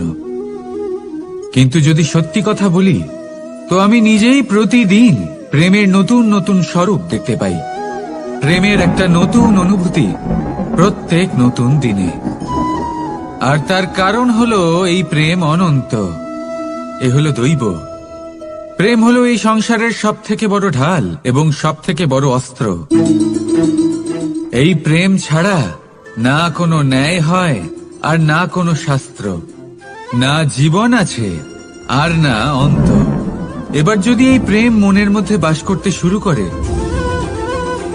তাহলে কখনো কোনো সমস্যাই হবে না, আর যদি হয়েও থাকে তাহলে তা স্থায়ী হবে না। এই প্রেম কি না করতে পারে? এই প্রেম সমস্ত সমস্যা মিটিয়ে ফেলতে পারে। আপনার মনের মধ্যে অহংকারকেও বিনাশ করে দিতে পারে। আপনাকে সাক্ষাৎ ঈশ্বরের সাথে দেখা করাতে পারে। তাই প্রেমের দ্বারা প্রয়াস করতে থাকুন।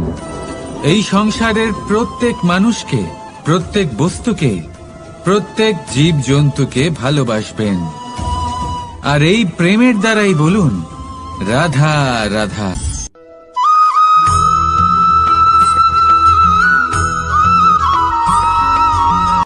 জীবনে এমন কিছু কাজ রয়েছে যা আপনাকে একাই করতে হয়, আর এমন কিছু কাজ রয়েছে যা আপনাকে একসাথে মিলে করতে হয়, একজোট হয়ে, সঙ্গবদ্ধ হয়ে। এবার সঙ্গবদ্ধ বলতে কি বোঝাতে চাইছি? আমি তাদের কথা বলছি না যারা বাস্তবিকভাবে একে অপরের সাথে কাজ করেন। আমি তাদের কথা বলছি যারা একে অপরের থেকে দূরে থেকেও একে অপরকে বিশ্বাস করেন। আমি আগেও বলেছিলাম, সমস্ত বিশ্বের আশা বিশ্বাসেই বসবাস করে, তাই না? তাই যেখানে সমস্ত বিশ্ব আছে, সমস্ত সংসার আছে, সেইখানেই বিশ্বাস রয়েছে। তাই আপনার আশেপাশে এমন দল সঙ্গবদ্ধ করুন যাদের আপনার উপর বিশ্বাস আছে আর যাদেরকে আপনি বিশ্বাস করতে পারেন। তাহলে আসুন আর আমার সাথে ভালোবেসে বলুন রাধা রাধা।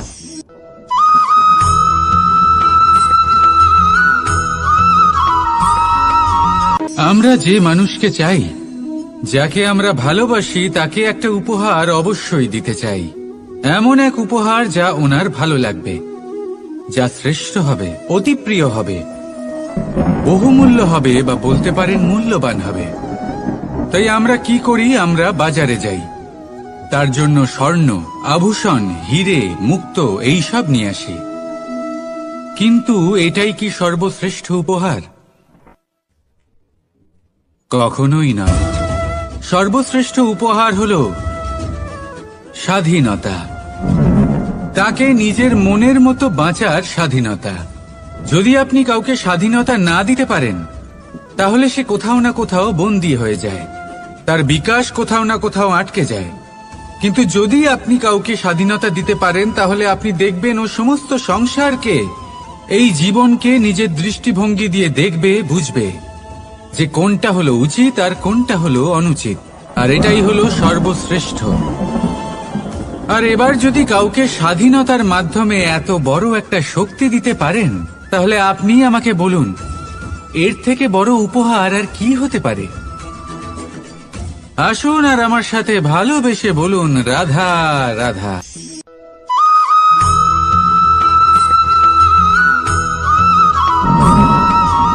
পিতা আর পুত্রের সম্পর্ক অত্যন্ত মধুর হয়ে থাকে।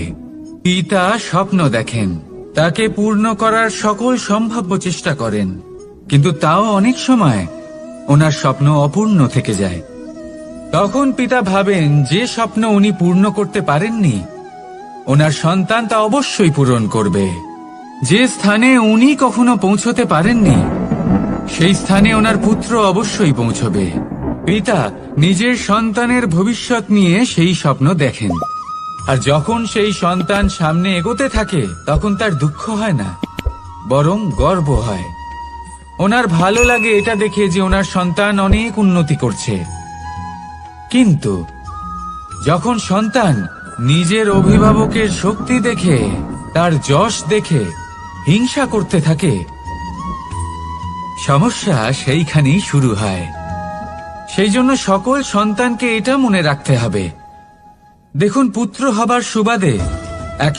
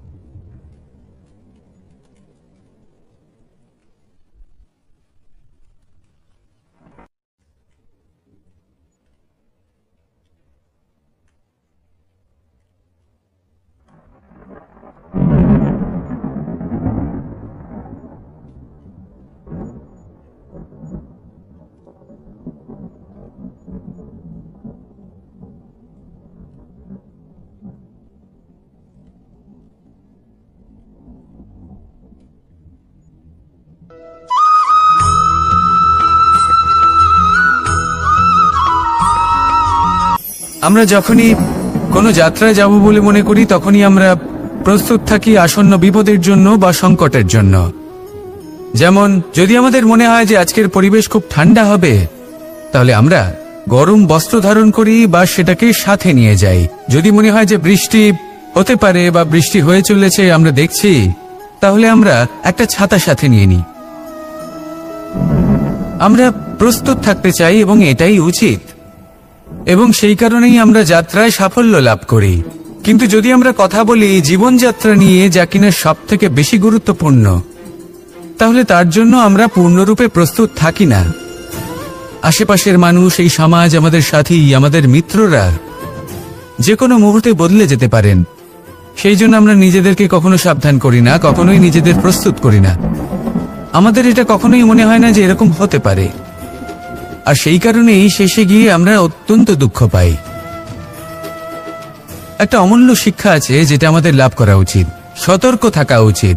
এই জীবনযাত্রার জন্য শুধুমাত্র এই পরিবেশের বিষয়ে তথ্য সংগ্রহ করা বা তাকে অনুমান করা, এটুকু হলেই চলবে না। আমাদের আশেপাশের মানুষজনকে দেখতে হবে, তাদের স্বভাব পরিস্থিতির ওপর নজর রাখতে হবে। যখন তারা রং পাল্টাচ্ছেন নজর রাখতে হবে, তা অত্যন্ত আবশ্যক। পরিবর্তন আপনার জীবনে অবশ্যম্ভাবী। সঠিকভাবে তার সম্মুখীন হন। আসুন আমার সাথে ভালোবেসে বলুন, রাধা রাধা।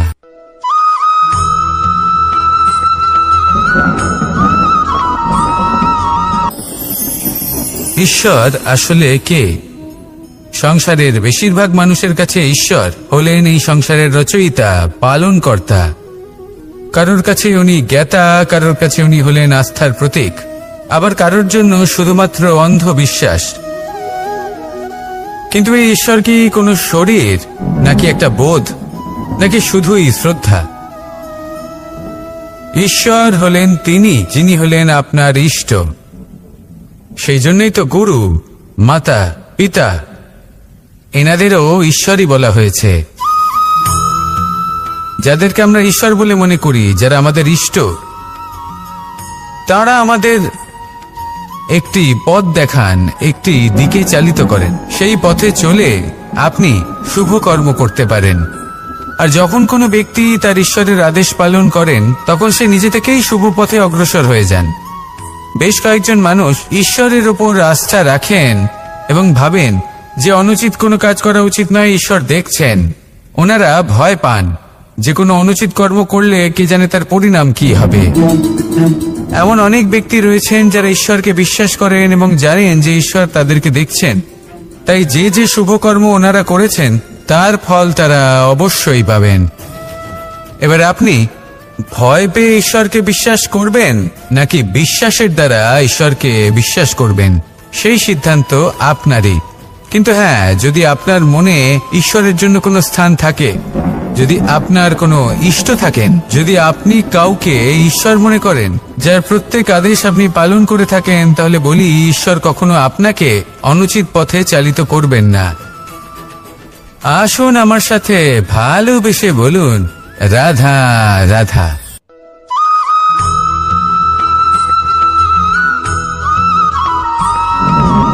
আমি রথে যাত্রা করি। বারবার থেমে আপনাকে দেখতে হবে, নিজেকে কিছু প্রশ্ন করতে হবে। আমি কি আজ সেই কর্মই করছি যেটা আমি করতে চেয়েছিলাম? আমি কি আজ সেই জীবন যাপন করছি যেমন আমি যাপন করতে চেয়েছিলাম? যদি এই প্রশ্নগুলোর উত্তর হ্যাঁ হয়, তাহলে এগোতে থাকুন, নয়তো থেমে যান এবং বিচরণ করুন। মনে রাখবেন, এই সংসার অত্যন্ত জটিল, আর এতে হারিয়ে যাওয়া অত্যন্ত সরল। সেই জন্য নিজে থেকে বারবার থামা এবং জীবন চিন্তন করা অত্যন্ত আবশ্যক। তাহলে সেটাই করুন, আর আমার সাথে ভালোবেসে বলুন, রাধা রাধা।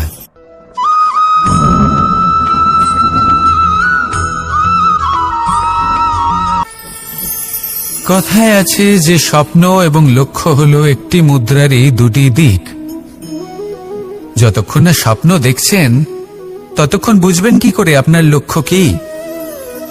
স্বপ্ন দেখে যদি নিজের লক্ষ্য বুঝতে পারেন, সেটা পেতে চান, তবেই সেটা লাভ করতে পারবেন।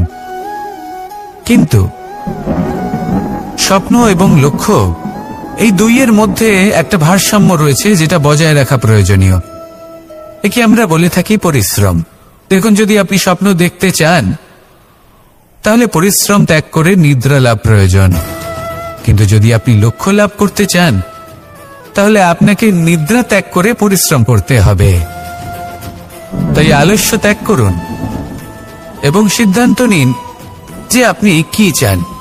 আপনার জীবনের এই তুলাদণ্ডে স্বপ্নের পাল্লা ভারী হওয়া প্রয়োজন নাকি লক্ষ্যের? আমার মতে এই দুইয়ের মধ্যে যদি ভারসাম্য বজায় রাখেন তবে পথ নিজে থেকেই সামনে আসবে। শুধু সেই পথে অগ্রসর হতে থাকুন এবং আমার সাথে ভালোবেসে বলুন, রাধা রাধা।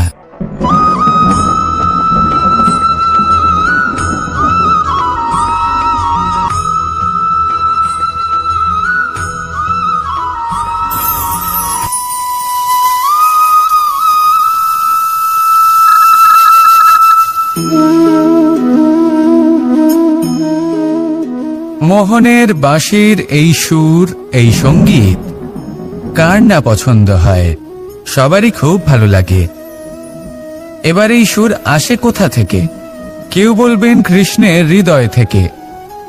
সত্য কথা, এই সুর হৃদয় থেকে নির্গত হয় এবং প্রকট হয় এই বাঁশি থেকে।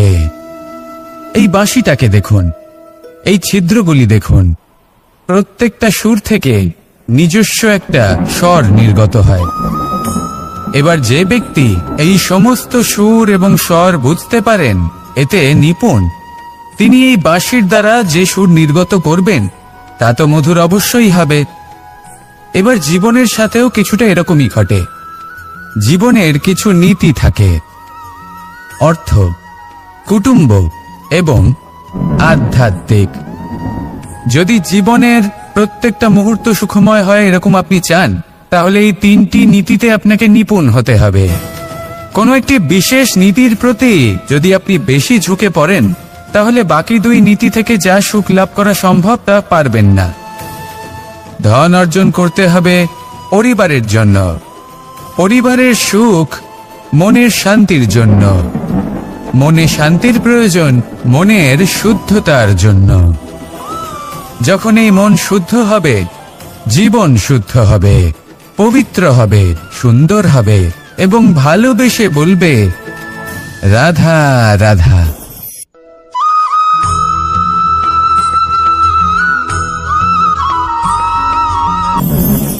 আপনারা সবাই একটা গাছের পাতাকে দেখুন। যতক্ষণ পর্যন্ত গাছের সাথে, মানে গাছের ডালের সাথে জুড়ে থাকে, সে সবুজ থাকে, বাতাসের সাথে সে নড়তে থাকে। যতক্ষণ পর্যন্ত ও সূর্য থেকে পাওয়া রশ্মির শক্তি গাছে পৌঁছে দেয় ততক্ষণ ও ডালের সাথে যুক্ত থাকে। কিন্তু যখন সেই পাতা শুকিয়ে যায় তখন তার কোনো গুরুত্ব থাকে না। সেই পাতা গাছের ডালে এবং বৃক্ষের কাছে বোঝা হয়ে থেকে যায়। এবং এমন এক সময় আসে যখন সেই ডালটি শুকনো সেই পাতাকে পরিত্যাগ করে। এটাই আমরা এই প্রকৃতিতে দেখি এবং এটাই হলো সত্য। আর এটাই আমাদের জীবনে খুব বড় একটা শিক্ষা। যদি আপনিও নিজের জীবনে নিজের আপনজনদের কাছে বোঝা স্বরূপ হয়ে দাঁড়ান, তাহলে তারা আপনাকে যতই ভালোবাসুক না কেন, ওনারা যদি নাও চান তাহলেও এমন এক দিন আসবে যখন আপনার আপনজন আপনাকে পরিত্যাগ করবে। সেই জন্য সবসময় আত্মনির্ভর হয়ে ওঠার চেষ্টা করুন। নিরন্তর পরিশ্রম করতে থাকুন, কারোর উপর বোঝা হয়ে থাকবেন না, বরং তার সাথে মিলে দায়িত্ব পালন করুন। এমনটা করবেন তাহলে আপনার সম্মানও বজায় থাকবে এবং সম্পর্কের মধ্যে আপনার মূল্যও বজায় থাকবে। আসুন আর আমার সাথে ভালোবেসে বলুন, রাধা রাধা।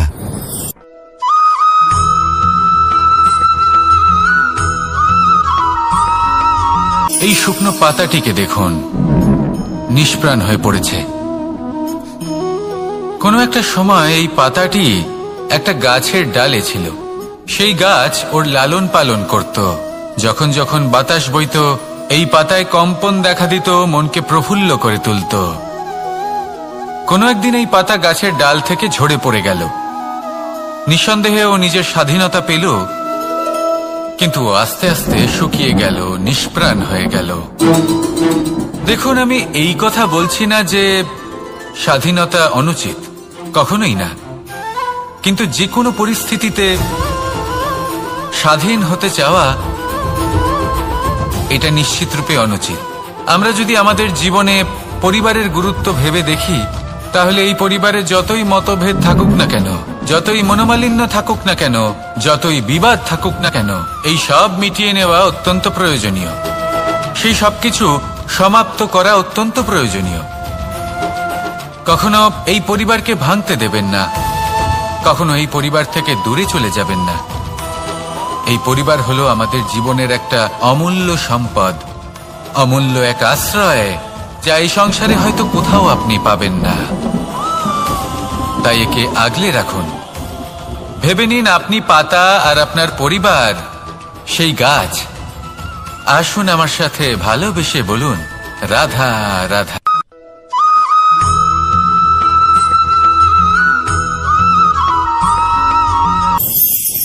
প্রেম আড়াই অক্ষর, মাত্র আড়াই অক্ষরের এই শব্দ প্রেম, এর মধ্যে ত্রিলোকের এবং সমগ্র ব্রহ্মাণ্ডের বীজ নিহিত আছে। এমন কি আছে যা এই প্রেম করতে পারে না? যেখানে শক্তি এবং বিদ্যা প্রয়োগ করে আপনি কিছুই করতে পারবেন না, সেটাও প্রেম দ্বারা অর্জন করা সম্ভব। প্রেম চাইলে পাথরেও ফুল ফোটাতে পারে। প্রেম চাইলে ন্যাড়া পাহাড়ের বুক চিরে নদীপথ তৈরি করতে পারে। চাইলে নিরক্ষর ব্যক্তিকে সংসারের শ্রেষ্ঠ জ্ঞানী করে তুলতে পারে। শুধুমাত্র এই প্রেমের জন্য সবার দুষ্ট কানাই ঘনশ্যাম হয়ে উঠেছিল। শুধুমাত্র এই প্রেমের টানেই ত্রিলোকের স্বামী দ্বারকাধীশ নির্ধন সুদামার পদসেবাও করেছিলেন। এই প্রেম হলো সংসারের সবথেকে বড় শক্তি। এই সংসারের আধার হলো প্রেম। এমন কিচ্ছু নেই যা এই প্রেমের পক্ষে সম্ভব নয়। যেখানে বিদ্যা এবং শক্তি সাহায্য করতে পারে না, সেখানে এই প্রেম আপনাকে জয়ী করে দিতে পারে। তাহলে আসুন আর আমার সাথে ভালোবেসে বলুন, রাধা রাধা।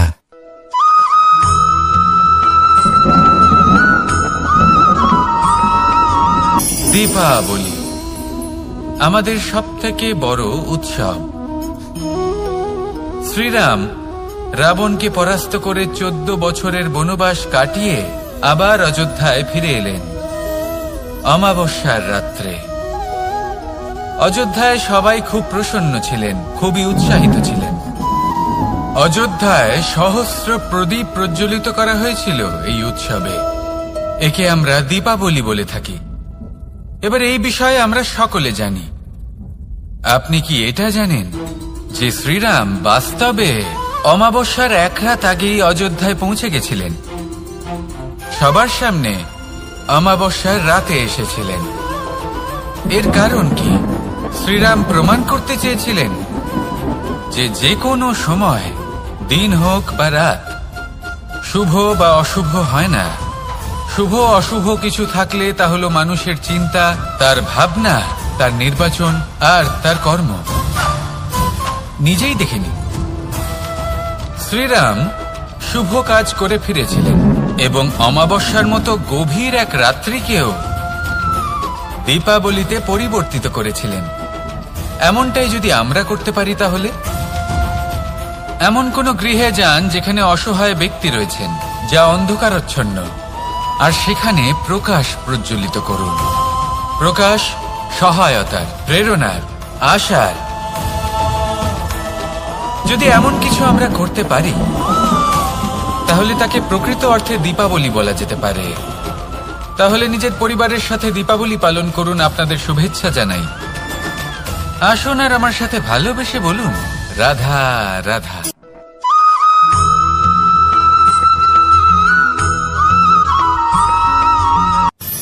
মানুষের এই জীবন, মানুষ জন্ম নেয়, একটা নির্দিষ্ট সময়ের পরে এই সংসার ত্যাগ করে চলেও যায়।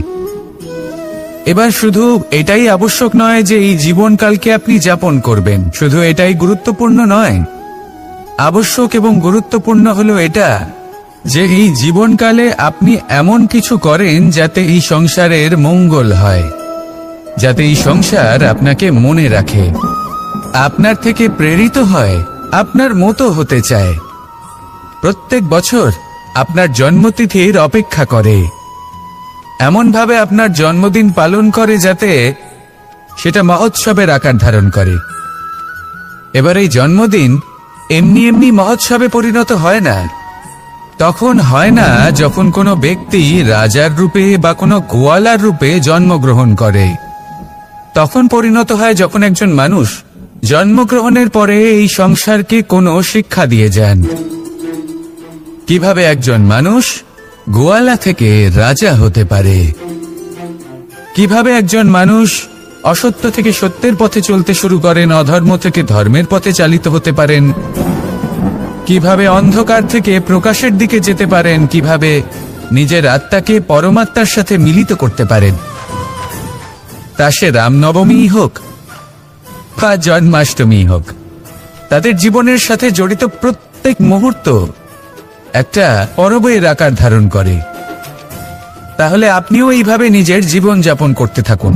এই সংসারে শুধু ভালোবাসা বিতরণ করুন, কিছুটা এমন ভাবে বিতরণ করুন যাতে আপনি এই সংসার থেকে চলে যাওয়ার পরেও এই সংসারে আপনি শুধুই ভালোবাসা বিতরণ করতে পারেন। যদি আপনি এরকম করেন, সংসারকে প্রেরণা দেন, তাহলে আপনার জীবনও রাধা কৃষ্ণের প্রেমের মতোই অলৌকিক এবং দৈব হয়ে উঠবে।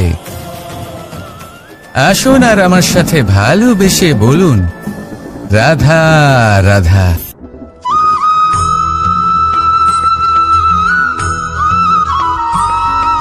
ভোজন। এই সংসারে যেই হোক না কেন, কোনো মানুষ হোক, কোনো প্রাণী হোক, কোনো কীট হোক বা কোনো বনস্পতি হোক, প্রত্যেকের জন্য ভোজন অতি আবশ্যক। কারণ ভোজন থেকেই শক্তি পাওয়া যায়, আর সেই শক্তি দিয়েই সংসারের, আমাদের জীবনের সমস্ত কার্য করা যায়। এবার এমন এক ধরনের শক্তি হয় যা শীতের ঋতুতে সূর্য থেকে আমরা পেয়ে থাকি, আর আরেক ধরনের উত্তাপ হয় যা দিয়ে ভোজন রান্না করা হয়, সুস্বাদু নানান ধরনের ভোজন। এবার অত্যন্ত গুরুত্বপূর্ণ হলো যে ব্যক্তি সেই ভোজন বানাচ্ছেন তার মানসিক পরিস্থিতি এবং সেই ব্যক্তি যিনি ভোজন গ্রহণ করছেন তার মানসিক অবস্থা। যখনই আপনি ভোজন বানাচ্ছেন তখন ভালোবাসার সাথে কাজটা করুন, ধন্যাত্মক ভাব নিয়ে, সৎ ভাবনার সাথে। কারণ আপনার এই মানসিক স্থিতি শক্তির আকারে সেই খাদ্যের সাথে মিলে মিশে যায়। আর যখনই আপনি ভোজন গ্রহণ করছেন তখন সদ্ভাবনার সাথে, প্রসন্নতার সাথে গ্রহণ করুন, ধন্যাত্মক ভাব নিয়ে। যদি আপনি প্রসন্নতার সাথে রান্না করেন, প্রসন্নতার সাথে খাদ্য গ্রহণ করেন, তাহলে আপনি প্রসন্নই থাকবেন, আর মন সুপ্রসন্ন হয়েই বলবে রাধা রাধা।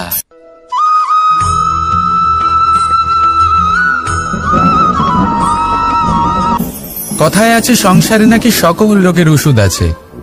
যদি আপনি নিজের শরীরকে ভালোবাসেন তাহলে ব্যায়াম করুন, যদি নিজের নিঃশ্বাস প্রশ্বাসকে ভালোবাসেন তাহলে প্রাণায়াম করুন, যদি আপনি নিজের আত্মাকে ভালোবাসেন তাহলে ধ্যান করুন, কিন্তু যদি আপনি নিজের জীবনকে, পরমাত্মাকে ভালোবাসেন তাহলে সকলকে ভালোবাসতে থাকুন। এই ভালোবাসা অত্যন্ত গুরুত্বপূর্ণ এবং আবশ্যক। ভালোবাসার থেকে ভালো না কোনো ওষুধ আছে, না আছে কোনো আসন। এর থেকে ভালো না কোনো ব্যায়াম আছে, আর না কোনো প্রাণায়াম। এই ভালোবাসা বড় বড় সমস্যারও সমাধান করতে পারে। ভালোবাসা বড় বড় বিপদকে আপনার থেকে দূর করতে পারে। এই ভালোবাসাই আপনাকে জীবনে বাঁচতে শেখায়, কারণ ভালোবাসাই হলো জীবনের আসল সত্য। তাহলে আসুন আর আমার সাথে ভালোবেসে বলুন, রাধা রাধা।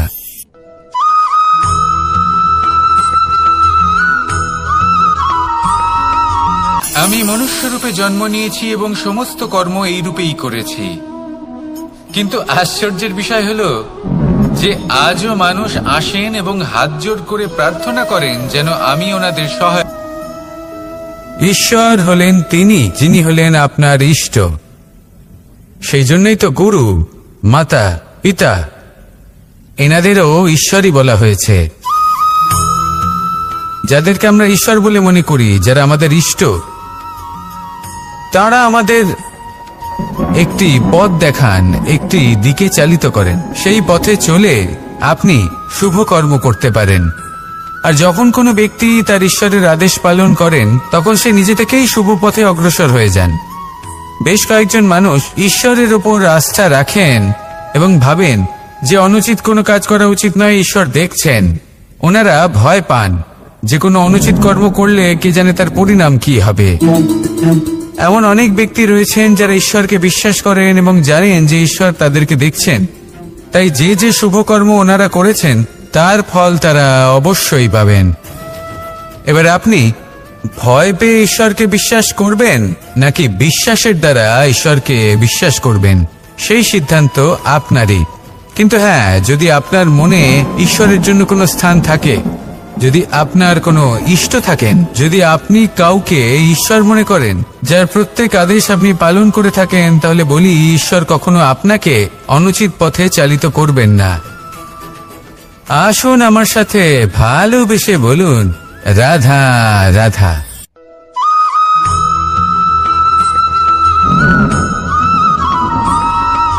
মানুষ যখন এই সংসারে প্রবেশ করে, অর্থাৎ জন্মগ্রহণ করে, তখন নিশ্চিন্তে থাকে, আনন্দে থাকে।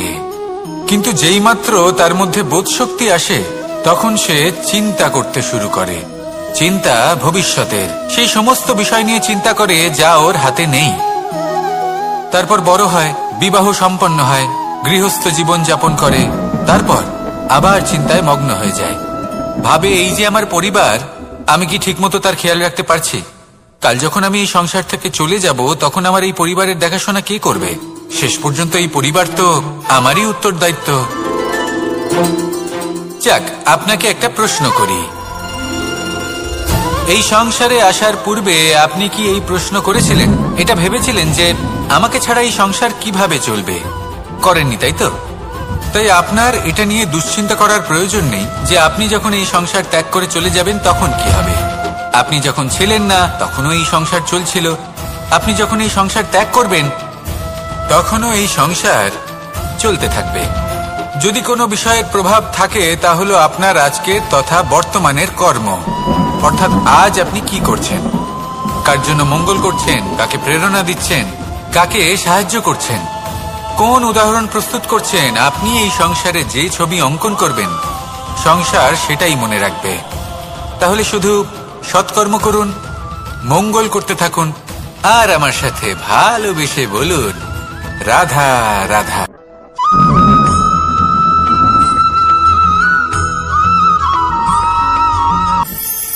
কথায় আছে যে স্বপ্ন এবং লক্ষ্য হলো একটি মুদ্রারই দুটি দিক।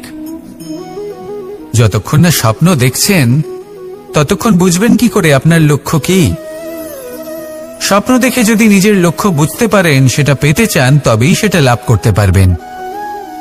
কিন্তু স্বপ্ন এবং লক্ষ্য, এই দুইয়ের মধ্যে একটা ভারসাম্য রয়েছে যেটা বজায় রাখা প্রয়োজনীয়। একে আমরা বলে থাকি পরিশ্রম। দেখুন, যদি আপনি স্বপ্ন দেখতে চান, তাহলে পরিশ্রম ত্যাগ করে নিদ্রা লাভ প্রয়োজন। কিন্তু যদি আপনি লক্ষ্য লাভ করতে চান, তাহলে আপনাকে নিদ্রা ত্যাগ করে পরিশ্রম করতে হবে। তাই আলস্য ত্যাগ করুন এবং সিদ্ধান্ত নিন যে আপনি কি চান। আপনার জীবনের এই তুলাদণ্ডে স্বপ্নের পাল্লা ভারী হওয়া প্রয়োজন নাকি লক্ষ্যের? আমার মতে এই দুইয়ের মধ্যে যদি ভারসাম্য বজায় রাখেন, তবে পথ নিজে থেকেই সামনে আসবে। শুধু সেই পথে অগ্রসর হতে থাকুন এবং আমার সাথে ভালোবেসে বলুন, রাধা রাধা।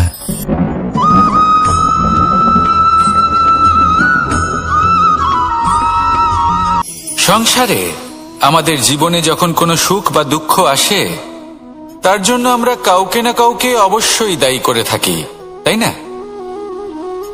এই ব্যক্তি আমাদের সাথে এরকম কাজ করেছেন, তাই আমার সাথে এমন হলো। ওই ব্যক্তি যদি এমনটা না করতেন, তাহলে আজ আমি ওই স্থানে পৌঁছতে পারতাম। সবই আপনার দৃষ্টিভঙ্গির উপর নির্ভরশীল। আর যদি আপনার দৃষ্টিভঙ্গি এমন হয়, তাহলে তা অনুচিত। সত্যি কথা বলতে, এই সংসারে ভিন্ন ভিন্ন ধরনের মানুষ আছে। এটা আপনার উপর নির্ভর করছে কিভাবে তাদের স্বাগত জানাবেন। একবার ভাবুন, আমি আমার দুটো হাত সামনে নিয়ে এলাম। দুটো মুঠো খুলে দিলাম। দুই প্রকারের মানুষ আসবেন, কিছু না কিছু দিয়ে যাবেন। এই মুঠো যদি আমি বন্ধ করে দিই, তাহলে না কেউ আমাকে কিছু দিতে পারবে, না আমার কিছু যাবে আসবে। নিশ্চয়ই বুঝতে পারছেন এই দুই ধরনের ব্যক্তি কারা এবং তারা কি দিয়ে যান। আমি যদি নিজের মুঠো খুলে দিই, তাহলে কিছু ভালো মানুষ আসবেন, আমাকে আনন্দ, সন্তুষ্টি, জ্ঞান প্রদান করে যাবেন, ভালো অভিজ্ঞতা দিয়ে যাবেন।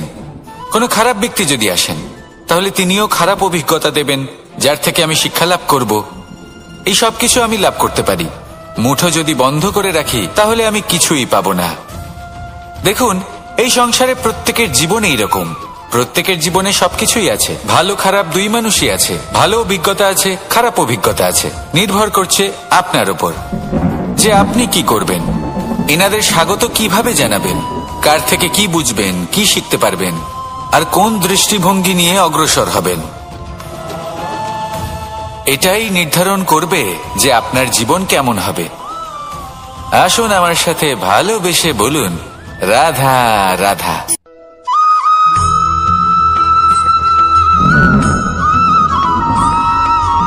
আমরা যখনই কোনো যাত্রায় যাব বলে মনে করি, তখনই আমরা প্রস্তুত থাকি আসন্ন বিপদের জন্য বা সংকটের জন্য। যেমন যদি আমাদের মনে হয় যে আজকের পরিবেশ খুব ঠান্ডা হবে, তাহলে আমরা গরম বস্ত্র ধারণ করি বা সেটাকে সাথে নিয়ে যাই। যদি মনে হয় যে বৃষ্টি হতে পারে বা বৃষ্টি হয়ে চলেছে আমরা দেখছি, তাহলে আমরা একটা ছাতা সাথে নিয়ে নিই। আমরা প্রস্তুত থাকতে চাই এবং এটাই উচিত, এবং সেই কারণেই আমরা যাত্রায় সাফল্য লাভ করি। কিন্তু যদি আমরা কথা বলি জীবনযাত্রা নিয়ে, যা কিনা সব থেকে বেশি গুরুত্বপূর্ণ, তাহলে তার জন্য আমরা পূর্ণরূপে প্রস্তুত থাকি না।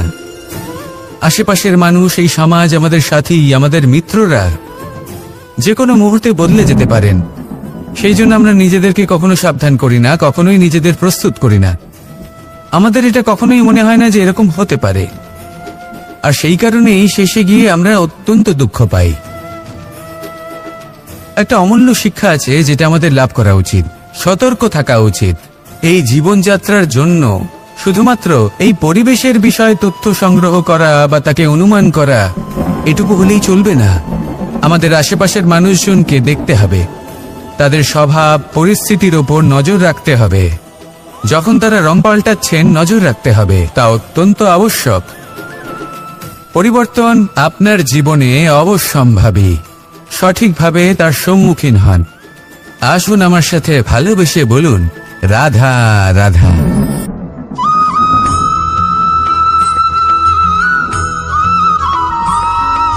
জীবনে যখন কোনো ব্যক্তি নিজের লক্ষ্য প্রাপ্তির জন্য নিরন্তর পরিশ্রম করতে থাকেন, চেষ্টা করতে থাকেন, তখন তিনি কষ্ট অনুভব করেন। কখনো শারীরিক কষ্ট, কখনো মানসিক কষ্ট। এবার উনি এটা ভাবতে থাকেন যে আমি কি উচিত করছি নাকি অনুচিত করছি। কারণ অন্যদিকে এমন একজন ব্যক্তিও আছেন যিনি একদমই পরিশ্রম, চেষ্টা করছেন না। তিনি মদিরা পান করেন, বিলাসিতায় জীবন কাটান, অলস প্রকৃতির হয়ে ওঠেন, নিদ্রাতে বিলীন হয়ে থাকেন আর ভাবেন যে তিনি সুখ লাভ করছেন। কিন্তু এরকম কেন হয়? কারণ যখন আমরা সৎ পথে থাকি, উচিত পথে চলি, লক্ষ্য প্রাপ্ত করার জন্য চেষ্টা করতে থাকি, তখন আমাদের ভেতরে থাকা নেতিবাচক শক্তি এবং পাপ এই দেহকে ত্যাগ করে দেয়। আর এই অনুভূতিটাই আমাদের দুঃখের অনুভূতি দেয়, কষ্ট দেয়। এবার সেখানে যদি আমরা কুপথে চলি, অনুচিত পথে চলতে থাকি, তাহলে আমাদের ভেতরে থাকা পুণ্য এবং ধনাত্মক শক্তি আমাদের দেহ ত্যাগ করে দেয়। আর এই অনুভূতির কারণেই আমরা সুখ অনুভব করি।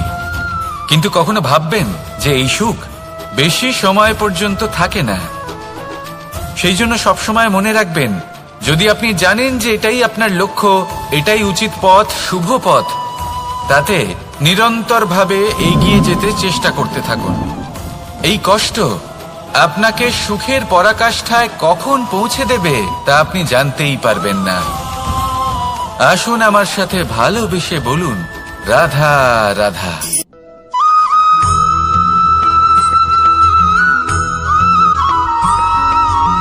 প্রতিনিধি ওই বৃক্ষের পাতাকেই মনে করা হতো। সব প্রশংসা ওই পাতাকেই করা হতো।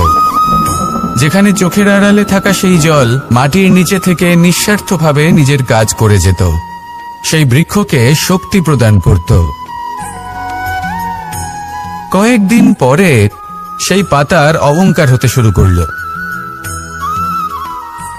সে ভাবতে শুরু করলো যে আমিই হলাম এই জলের অস্তিত্ব, আমি আছি সেই কারণেই এই জলের কথা স্মরণ করা হয়। আর কিছুদিন পরে সেই বৃক্ষ সেই জল শোষণ করা বন্ধ করে দিল এবং সর্বপ্রথম মৃত্যু হলো সেই পাতার। সেই পাতা যা আকাশকে স্পর্শ করছিল তা ঝরে মাটিতে পড়ে গেল। আর প্রত্যেক ব্যক্তি তার ওপর দিয়ে হেঁটে চলে যেত, তাকে দেখে আর কেউ প্রশংসা করত না। সেই জন্য জীবনে কখনো অহংকার করবেন না, বিশেষ করে তাদের কখনো অহংকার প্রদর্শন করবেন না যাদের কারণে আপনি সাফল্য লাভ করেছেন, যারা আপনার জীবনের আধার।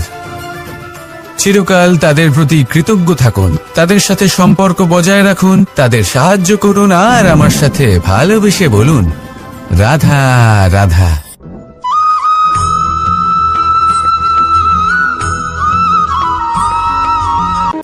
যখন আমরা হাঁটতে থাকি আর আমাদের পায়ে কাঁটা বিঁধে যায়, তখন মুখ দিয়ে আহ বেরিয়ে আসে, কান্না চলে আসে, আর অনেক সময় অভিশাপও বেরিয়ে আসে।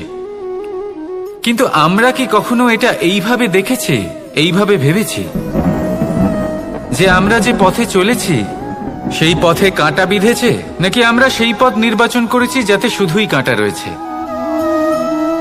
নাকি আমরা এভাবে ভেবে দেখেছি যে এই কাঁটা আমাদের কষ্ট দিতে এসেছে, নাকি এটা আমরাই বিছিয়ে রেখেছিলাম? সাবধান থাকা উচিত ছিল, কারণ কাঁটা বিঁধলে যন্ত্রণা হবে, চিৎকার করে ফেলতে পারি, মুখ থেকে অভিশাপও বেরিয়ে আসতে পারে। কিন্তু এই অভিশাপ শুধুমাত্র আমাদের তরফ থেকে অভিশাপ হয়, সামনের ব্যক্তিটির ওপরও নির্ভর করে। এবার সেই ব্যক্তি যদি এমন হয় যে ফুল আর কাঁটা এই দুই সমানভাবে গ্রহণ করতে পারে, তার কাছে অভিশাপও বরদানে পরিণত হয়। শেষ পর্যন্ত ব্যাপারটা দাঁড়ায় ভাবনা, চিন্তা, দৃষ্টিভঙ্গির ওপর। কারণ আপনার এই ভাবনাই সত্যি হয়ে সামনে আসে। সেই জন্য এই ভাবনা, চিন্তা, মানসিকতাকে গুরুত্ব সহকারে দেখবেন। এই বিবেচনা নিয়ে বিবেচনা করতে শিখুন। আমার কথার অর্থ হলো যে জীবনে যখন এরকম কিছু একটা ঘটবে, তখন ভেবে দেখুন যে এরকম কেন হলো। আপনি কি এমন কোনো কর্ম করেছিলেন যার কর্মফল এটা? এমন কোনো কাজ যা অনুচিত ছিল, অসত্য ছিল, যা অভদ্রতার কারণ ছিল? ভেবে দেখা প্রয়োজন। দেখুন, ইচ্ছে হলো আপনার যে আপনি কি করতে চান, ভাবনা আপনার, সত্য আপনার, জীবন আপনার, সিদ্ধান্ত আপনার। আসুন আর আমার সাথে ভালোবেসে বলুন, রাধা রাধা।